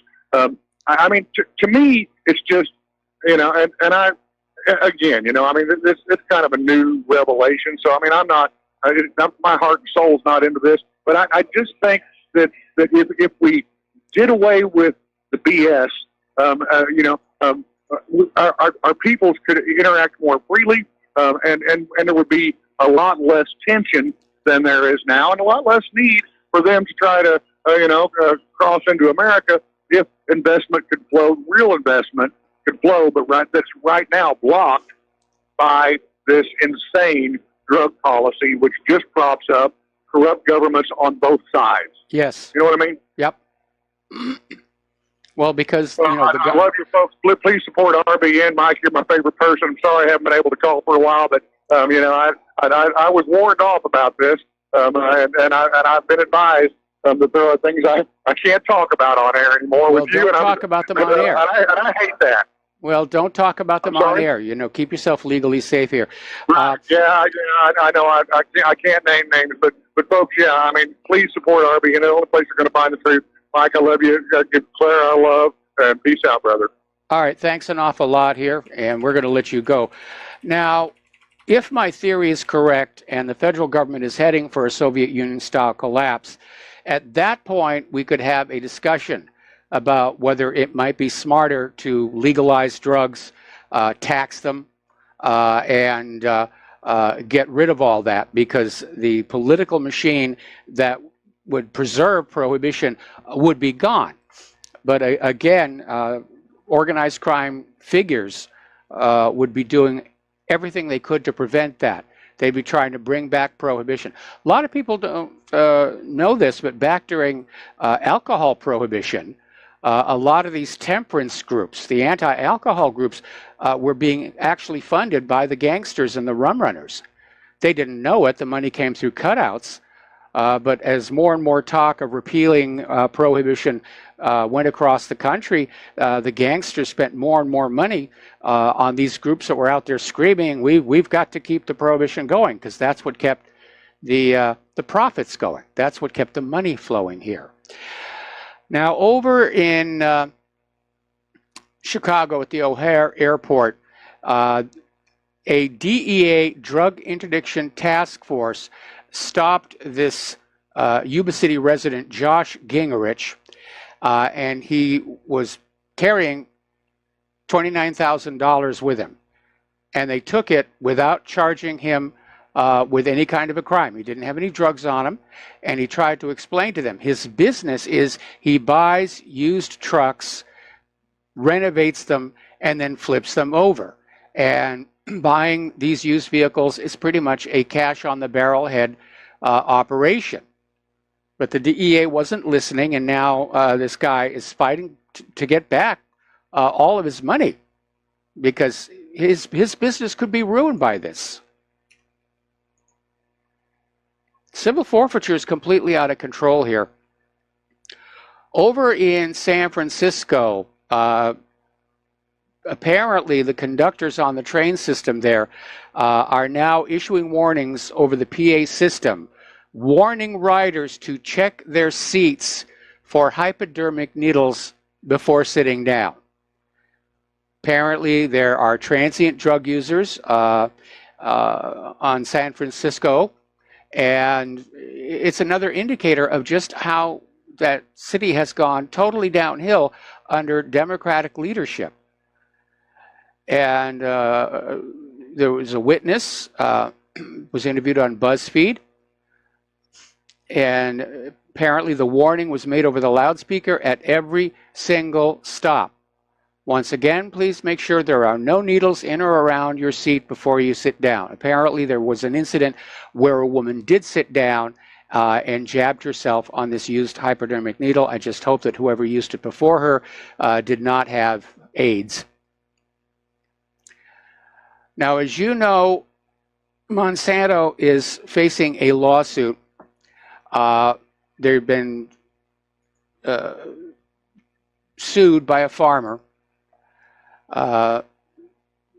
for basically not being forthcoming on the risk of cancer from their products. Remember how Monsanto fought tooth and nail against the World Health Organization when it wanted to come on out and say glyphosate is a probable carcinogen. And I'm sure that the World Health Organization would have said it's a definite carcinogen.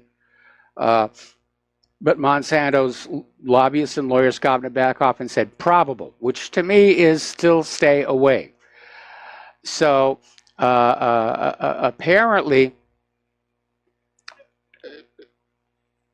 there was this individual, Donna Farmer, who leads the chemical company's deceptively named Product Safety Center, and who's been a lifelong nemesis of environmental, safe food, and farming advocates. And she's been called as a witness on this case. And basically, Monsanto fought farmers' subpoena to a standoff in Missouri Supreme Court. Monsanto's stonewalling meant that the San Francisco jury only saw clips of farmers' videotape deposition that was taken. Now, what's really interesting about this, the video shows Farmer emphatically denying that her role at the company was protecting Roundup until Miller confronted Farmer with her own email using those very words as her job description. All right, we're going to take a phone call now from Kevin in West Virginia. Aloha, Kevin. Welcome to the show. What's on your mind? Hey, Mr. Mike, I have a couple of things on my mind. The first one, there was a caller that was talking about prohibition. My question is, they followed the Constitution at one point and wrote alcohol prohibition in and then took it out. Under that scenario, because all these other quote-unquote drugs are not wrote in like alcohol was, how therefore then it can be federally illegal if it's not wrote in the Constitution like it was with alcohol? Well, the Prohibition Amendment was handled as an amendment to make it a national law. And this was in response to this massive demonization campaign. And so it took another amendment to repeal it. But the drug laws basically are passed at the national and state level. So it was more for the sake of appearances that prohibition was done as an amendment to send the message, this is permanent, this will never change. Of course, it did. Okay. And then my other thing is you had brought up Monsanto. It's interesting that you brought that up. I'm taking a college course, and it's bioethics and contemporary issues. And one of the things we were talking about was GMOs and GMFs. And I had gotten into it with a guy who works with Monsanto. There was not very nice words. I told him, your company, it's criminal and everything that you're doing. Well, I had found that there's a loophole with Monsanto that that the government does not require them to safety test their products. So how, therefore, can Monsanto say that their products are safe if they're not even safety testing them? Well, actually what goes on is the U.S. government now allows all of these companies to do their own safety tests, and then the FDA and the USDA just take them at their word. Now, we know that Monsanto shortchanged their safety tests on glyphosate. They ran a rat study that ended at 3 months, and the rats were destroyed. The French study had the rats live out their entire lives and discovered that starting at 4 months is when all the medical problems and the tumors showed up. So obviously these companies like Monsanto, they have a financial incentive to rig their own safety tests, while the government just sort of looks the other way when the reports come on in. Wow, to me that sounds so criminal, because people's lives, that's putting people in danger or at risk, or, where in the world is the ethics nowadays? That's a big problem. We, as a nation, our society is breaking down. We've lost our moral compass, and that is because of our desperation to just get some more of that ink and paper stuff. Right. And I have one final question, and I don't know if you'd be able to answer it. I see, you talk about a Soviet-style collapse, and you're absolutely right. I was just wondering what type of timetable you wanted to, if you could put on that. It's really hard to say, because when you're trying to prognosticate the future, you're doing it on the basis of the government and the economy following certain rules. But we're at a stage right now where they're constantly changing the rules to prolong, the agony, if you will. I'm surprised it hasn't happened already. We could see it happen as soon as by the end of this year. It may take another year after that, but I do think it is inevitable at this point. If the rest of the world dumps the U.S. dollar all at the same time, that'll bring down the U.S. economy, and that'll probably bring down the government with it. If we get into these ridiculous wars with Russia and China, we're probably going to lose those. That'll bring down the U.S. government. Okay? Yes, sir. You have a great day. All right. Thanks an awful lot, Kevin. We're going to let you go, and the phone lines are open again. All right. Little interesting story down in Argentina, where apparently at the Buenos Aires police station evidence lockup, 1/2 ton of confiscated marijuana went missing. And apparently the 8 police officers in charge of this lockup insisted that it had all been eaten by mice. Now, mice do eat and enjoy marijuana, but 1/2 ton? So the cops have been fired. All righty. More tech issues we're dealing with here. Okay. Let's talk about computers now for a little bit. Everyone's talking AI this, AI that. And of course, one of the first AI systems out there is IBM's Watson. About 2 weeks ago, we were talking about this Chinese AI being used to diagnose different types of brain tumors that was not only faster but more accurate than human doctors. And I guess IBM wanted to say, we can do that too.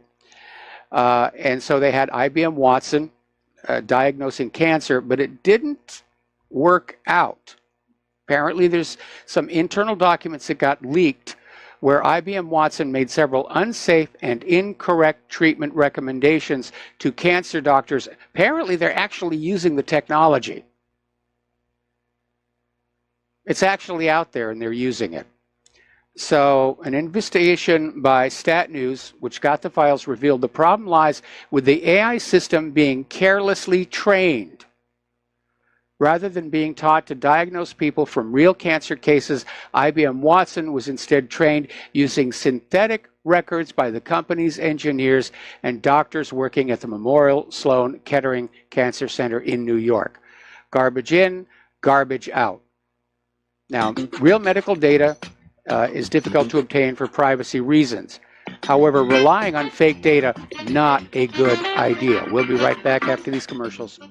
And aloha, America. Welcome back to our show. We're talking about computers and technology here.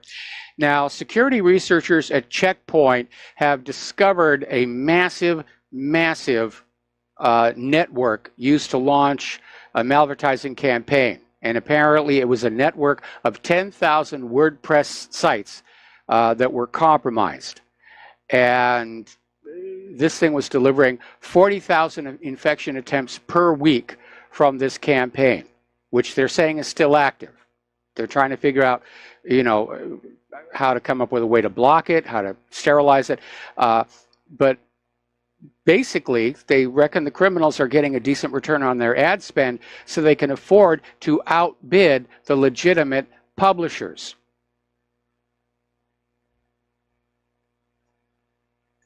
And apparently these malvertising campaign, spyware, cryptocurrency miners, ransomware, banking Trojans were all being delivered from these ads. And nobody in government seems to want to do anything about this. It's like open season on all of us computer users here. Story out of Christopher Ballin's website basically saying that one aspect of 9/11 that's never been discussed is how deeply an Israeli company was connected with U.S. airport computers. And Christopher Ballin is out there basically saying that U.S. airport computers were compromised by this spyware. Now, we know that Israel was also running security at every single gate that the 9/11 planes departed from. They were in this thing up to their neck. All right, we're going to take another phone call here. Bruce in Texas, aloha. Welcome to the show. What's on your mind? Yes, sir. Aloha. I'm away from my internet source, so I can't give you the exact headline, but it's in RT, and it just broke today. Trump was stating that he was at a podium that he would speak anytime with no conditions with the Iran leader, supreme leader. Yes. Yeah, I did see that. You did see that? Yeah, well, you know, Trump scored a lot of points for himself going to talk to Kim Jong-un. He scored a lot of points for himself going to meet Vladimir Putin. I think this is an excellent move. It may be a PR stunt. But again, with all of this making nice with Russia and North Korea, and now if he starts to do it with Iran, Trump has become a major threat to the military-industrial complex. And I don't think he really appreciates just how these people will respond to that threat. Neither did Kennedy. Kennedy, I don't know. You know. Yeah. He may, has already thought about that. I think he's just been peeved. Maybe he's just doubling down, on his agenda. I'm glad to see it. I'm glad he's becoming more independent because his first year was rather disappointing on his foreign affairs. It looked like he was being led around by a leash. Yeah, I agree with you on that one. But again, we're still hearing talk of an actual military attack on Iran's nuclear facilities as early as next month. But if Trump talks to Iran's leadership and they have a handshake and they walks away, I think that would be a good thing. There's no reason to make war on Iran, certainly not that benefits the American people. This war is all about what currency Iran's oil is sold for. This war is about putting Iran under the slavery of a private central bank. It's about basically crippling Iran as a regional political power to make Israel happy. And, of course, the fact that the U.S. government notoriously carries grudges for a very, very long time. And there are many in the U.S. foreign policy establishment who have not forgiven Iran or the Iranian people for kicking out the Shah of Iran back in 1979. Just like they haven't forgiven Cuba for kicking out Batista all those years ago. Yep, you're right. And anytime peace with Iran is mentioned, they immediately bring out the photo from 1979 of the embassy employees in blindfolds. Yep. But they did find a lot of spying was going on there by putting together. They shredded the documents, but it was the old-fashioned shredder, and they were able to get a lot of embarrassing information that was going on there. Yep. But anyway, if Trump has a summit with Iran, I'm going to bring out the popcorn and the beer and just watch the festivities on the news. It will be a good thing, and I hope Trump does travel to Moscow for a meeting. We know that Putin is coming to the U.S. for a meeting. It's probably going to be after the first of the year. Mm-hmm. All righty. Sure, thank you. All right, thanks an awful lot. And it may be grandstanding. We know that after Trump's meeting with Kim Jong-un, Mike Pompeo went back to the hard line. You got to do what we tell you to do. Kim Jong-un appears to be cooperating, dismantled that rocket testing station, and sent back those remains. Those are all positive gestures. Now, Kim Jong-un is probably now waiting for the U.S. to do something nice. Unfortunately, it's not going to happen because Pompeo's policy, like Israel, is you give us everything we want first, and then maybe we'll do something nice for you. All right, we're going to take another break for commercials. We'll be right back. Aloha America, welcome back to our show here. Over in India, they have launched a formal probe of the illegal data mining by Cambridge Analytica.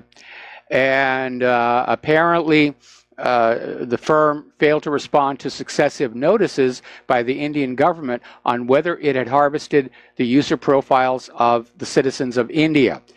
And after getting the non-response, the country's apex investigative agency has been asked to launch a probe.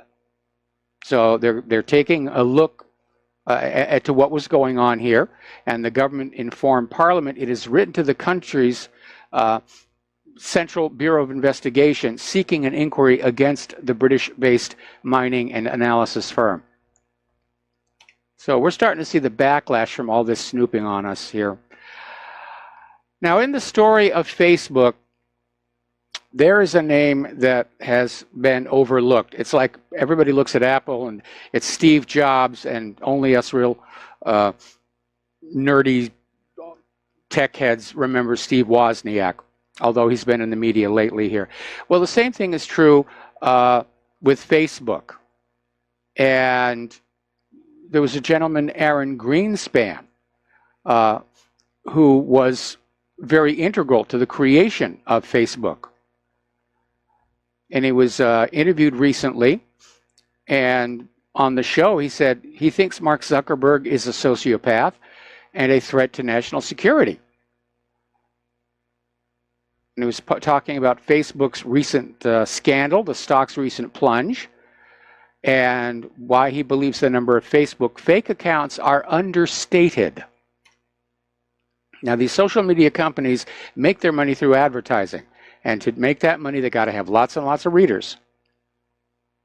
And they have been caught in the past faking accounts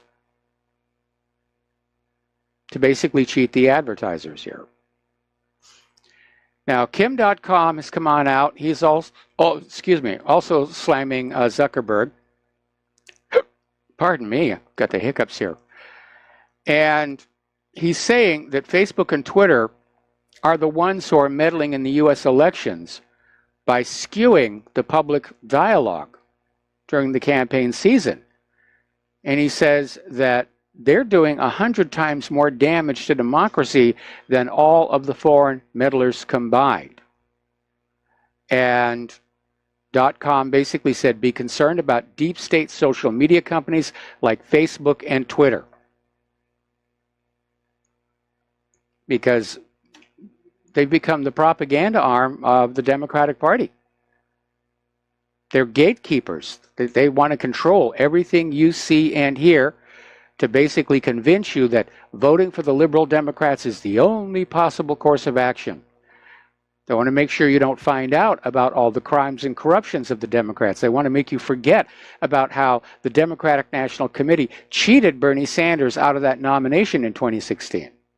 That's their job. That's what Facebook and Twitter does now.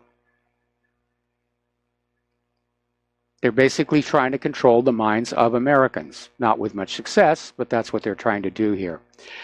Now, Twitter has come on out announcing new projects to measure what they're describing as the health of social conversation.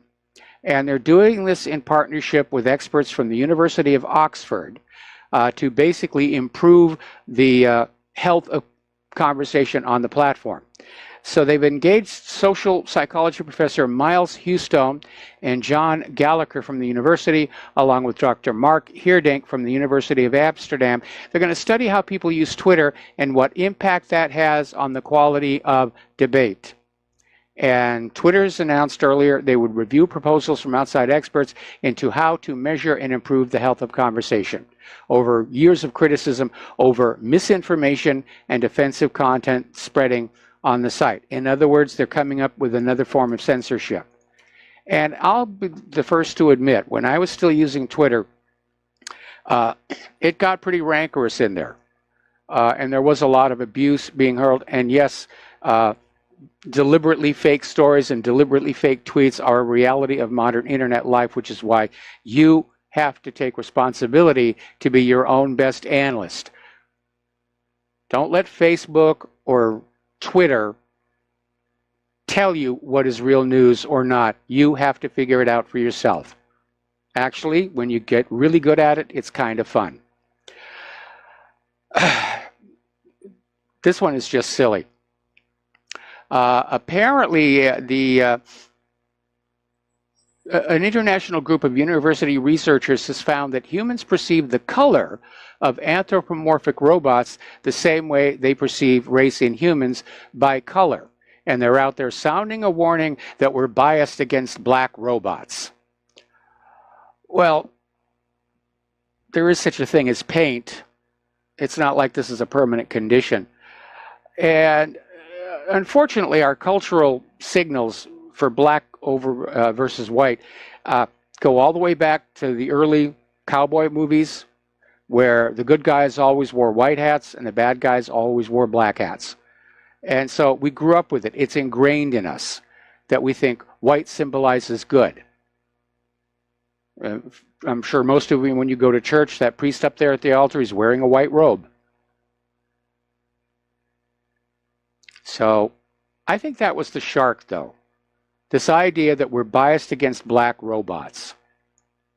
I think it's rather silly here. All right, let's get into some medical stories here. This is coming from Blacklisted News. And it starts out by mentioning that there was this law passed in 2016, which basically hamstrung the DEA, and it has not been repealed. And it's led to this government pharma collusion in the opioid epidemic. And the major pipeline for trafficking opioid drugs starts with pharmaceutical manufacturers who are intentionally distributing opioids far beyond any legitimate need. They want you hooked. They want you addicted. Right now, there are 2 million opioid addicts in the U.S. There have been 300,000 deaths from opioids since 2000. And apparently there was this law in 2016 signed by Barack Obama, and it basically limited the DEA in its efforts to crack down on big pharma traffickers. In other words, yes, you can go after the street dealers, you can go after the guy who fixes trucks from Yuba, take his money, but you stay away from the big corporations here. So it is terrible, and it is a crisis with the opioids here. Now, interestingly enough, there are editors of 2 of some of the most prestigious journals of medicine who are starting to take the position that evidence-based medicine might not be trustworthy or even true. And they start out with all of the conventional wisdoms that we were told that turn out to be completely false. Remember when we were all told that butter was a sure way to guarantee an early death? Now we're hearing it's not so bad after all. Eggs have gone from being a recipe for high cholesterol to nature's perfect food. And when it comes to medicine, it's even murkier. Do statins and antidepressants save lives or take them? I mean, statins especially have turned out to be a complete failure. And if you're following the health industry and all those commercials on TV, you're probably getting pretty confused. And you're probably saying, you know, where is the evidence? But according to the Lancet's editor-in-chief, Richard Horton, the case against science is straightforward. Much of the scientific literature, perhaps half, may simply be untrue. Countless studies, and he should know, countless studies surely crossed his desk. Now, are these scientists who are making mistakes, or are they scientists who are writing journal articles in order to push a specific product? But without reproducibility, without double-blind studies, you can't really know. The former editor-in-chief of the New England Journal of Medicine, Dr. Marcia Angel, back in 2009 said it was no longer possible to trust much of the clinical research being published or even to rely on the judgment passed by trusted doctors and other medical authorities. She said that basically her 2 decades as an editor opened her eyes to the deceitful ways of so-called evidence-based medicine. It's all driven by money.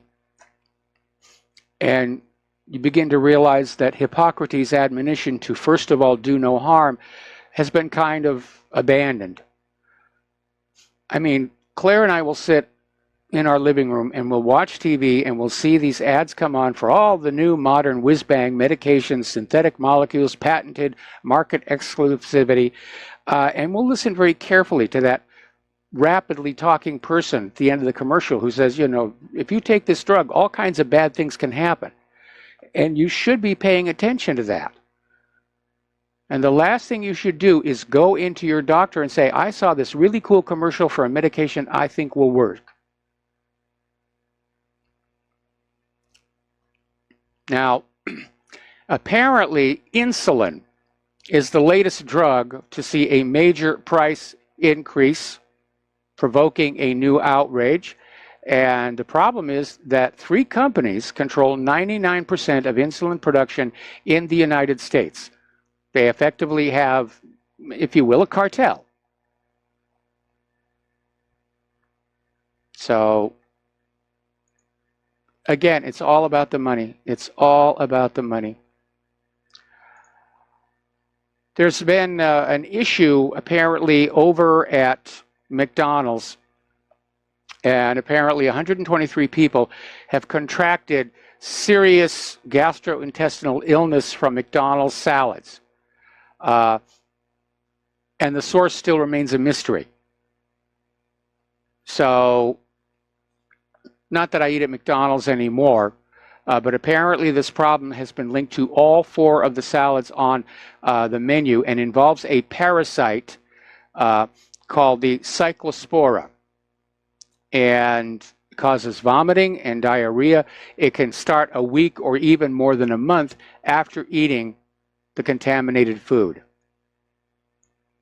So that's a problem there. Now, probably every time you go into a gas station or a convenience store, you'll see these grab-and-go sandwiches. They're there in a little case. They're being kept warm under light bulbs. And you grab and you open them up and eat them in your car. Well, Lipari Foods has issued a voluntary recall of Primo brand and Fresh Grab turkey and Swiss sub-sandwiches for possible Listeria monocytogenesis, which can cause serious and even fatal infections in young children, frail or elderly people, and others with weakened immune systems. Now, they say healthy individuals suffer only short-term symptoms, high fever, severe headaches, stiffness, nausea, abdominal pain, and diarrhea. The products were produced on July 17th and distributed to food service and retail stores throughout Florida, Illinois, Indiana, Kentucky, Michigan, Minnesota, Ohio, Pennsylvania, Tennessee, Wisconsin, and West Virginia. All right, we're going to go ahead and take a phone call from Mateus in Canada. Aloha, Mateus. Welcome to the show. What's on your mind? Hey, Michael. Regarding that AP hit piece article against Trump that was featured on Drudge Report over the weekend, and it was regarding that some establishment media reporter personality is imploring Trump basically to stop being Hitler. And I just wanted to point out a couple of things about this article. That one thing, it's saying that there is no such thing as this fake news, that's just all made up. And then it proceeds to produce fake news. And one thing, as it said, is that America's #1 export is democracy, like a big whopper there, like fake news. Yes. And then the other one, it said a slightly 1% more intelligent and subtle, saying that Trump says that media is the enemy of the people, when in fact what Trump is saying is that fake news is the enemy of the people, which is fair because propaganda is something that you normally would be doing against your enemy, like a foreign competitor country. And if you're doing propaganda against yourself, you're kind of drawing a line in the sand, kind of you're making your own people kind of like your enemy. So if someone inside your own country is propagandizing you, then that really is kind of your enemy. And it's just so shameless. Like Trump seems to be, Drudge seems to be on board with this featuring, so hundreds of millions of people can read this article. And so there, I wanted to say that, and I wanted to tell you in a new original joke. Okay. Okay. Why are extremist mountain climbers spending so much time camped out on the side of the mountain, in their base camps, and their shelters? I don't know. Why are they spending so much time camped out on their tents, stuck to the side of a cliff? Because they're addicted to sports that are intense. Okay. I got it. Anything else?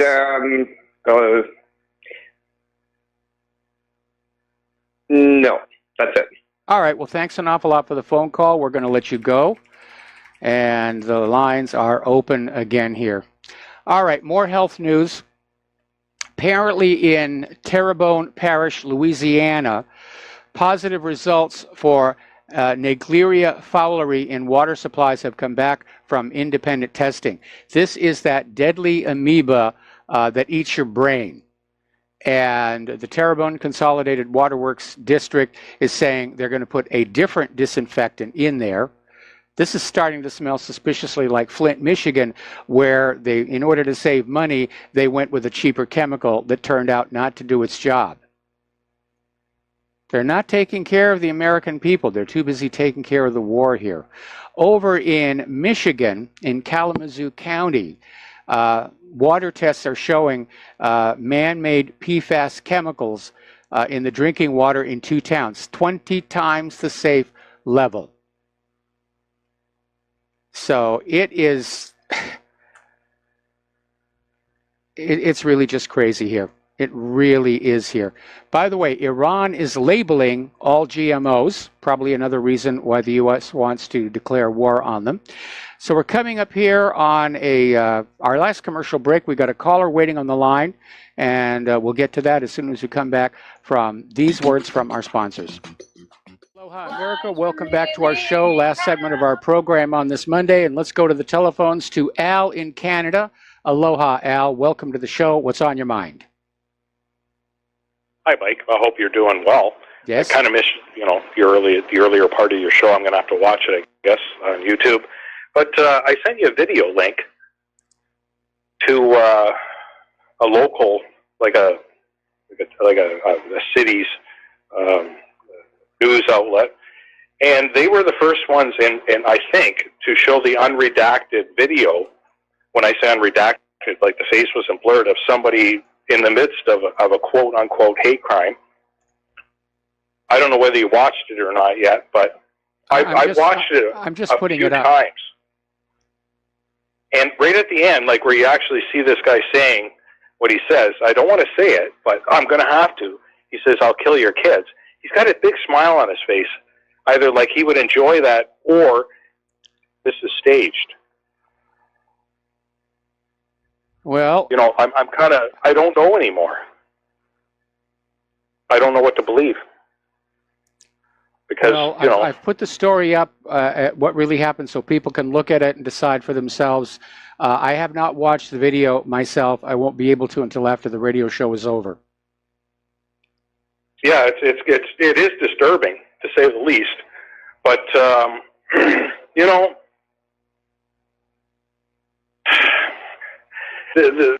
we're not living in very good times right now. This is actually awful. I think the whole world's bankrupt, morally and fiscally, except, for the up-and-coming countries that we've been looting for who knows how long now, I guess over half a century, and we want to continue doing this.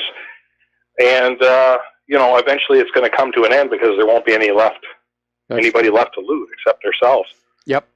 Mike? It's kind of sad, but I guess society's kind of breaking down, don't you think? Yeah, it is. Our society is definitely falling apart. We're seeing, societal craziness, and again, parallel with ancient Rome. The closer they got to the collapse of the Western Empire, the more bizarre everybody's behavior became. And then they have, apparently people are having these psychological episodes where they're calling it Trump dysfunction, dystopia, or whatever. What was that called? Trump derangement syndrome. TDS or something? Yep. Is it? Come on, this is getting insane here. We're right into the outer limits. Yeah, of what what's happening in those Nunes files, or I should say, what Nunes says about those unredacted pages, will probably clear a lot of light. Well, at some point, something has to break, and I agree with the analyst who says the Department of Justice and the FBI are just trying to stonewall this out to November in the hope that Democrats will take control of the House of Representatives and vote to shut down all these investigations. That's what they're doing. I believe literally that. betting the farm. All right, well, listen, there's the music. Time for me to get on out of here. Stay tuned for John Stadmiller. I'm sure he's got a lot of interesting things to share with you.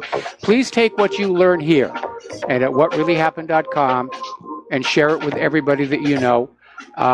We're in a war to get the truth out there against a tsunami of total lies. Please support Republic Broadcasting. Please support whatreallyhappened.com. We'll be back tomorrow. Aloha, America.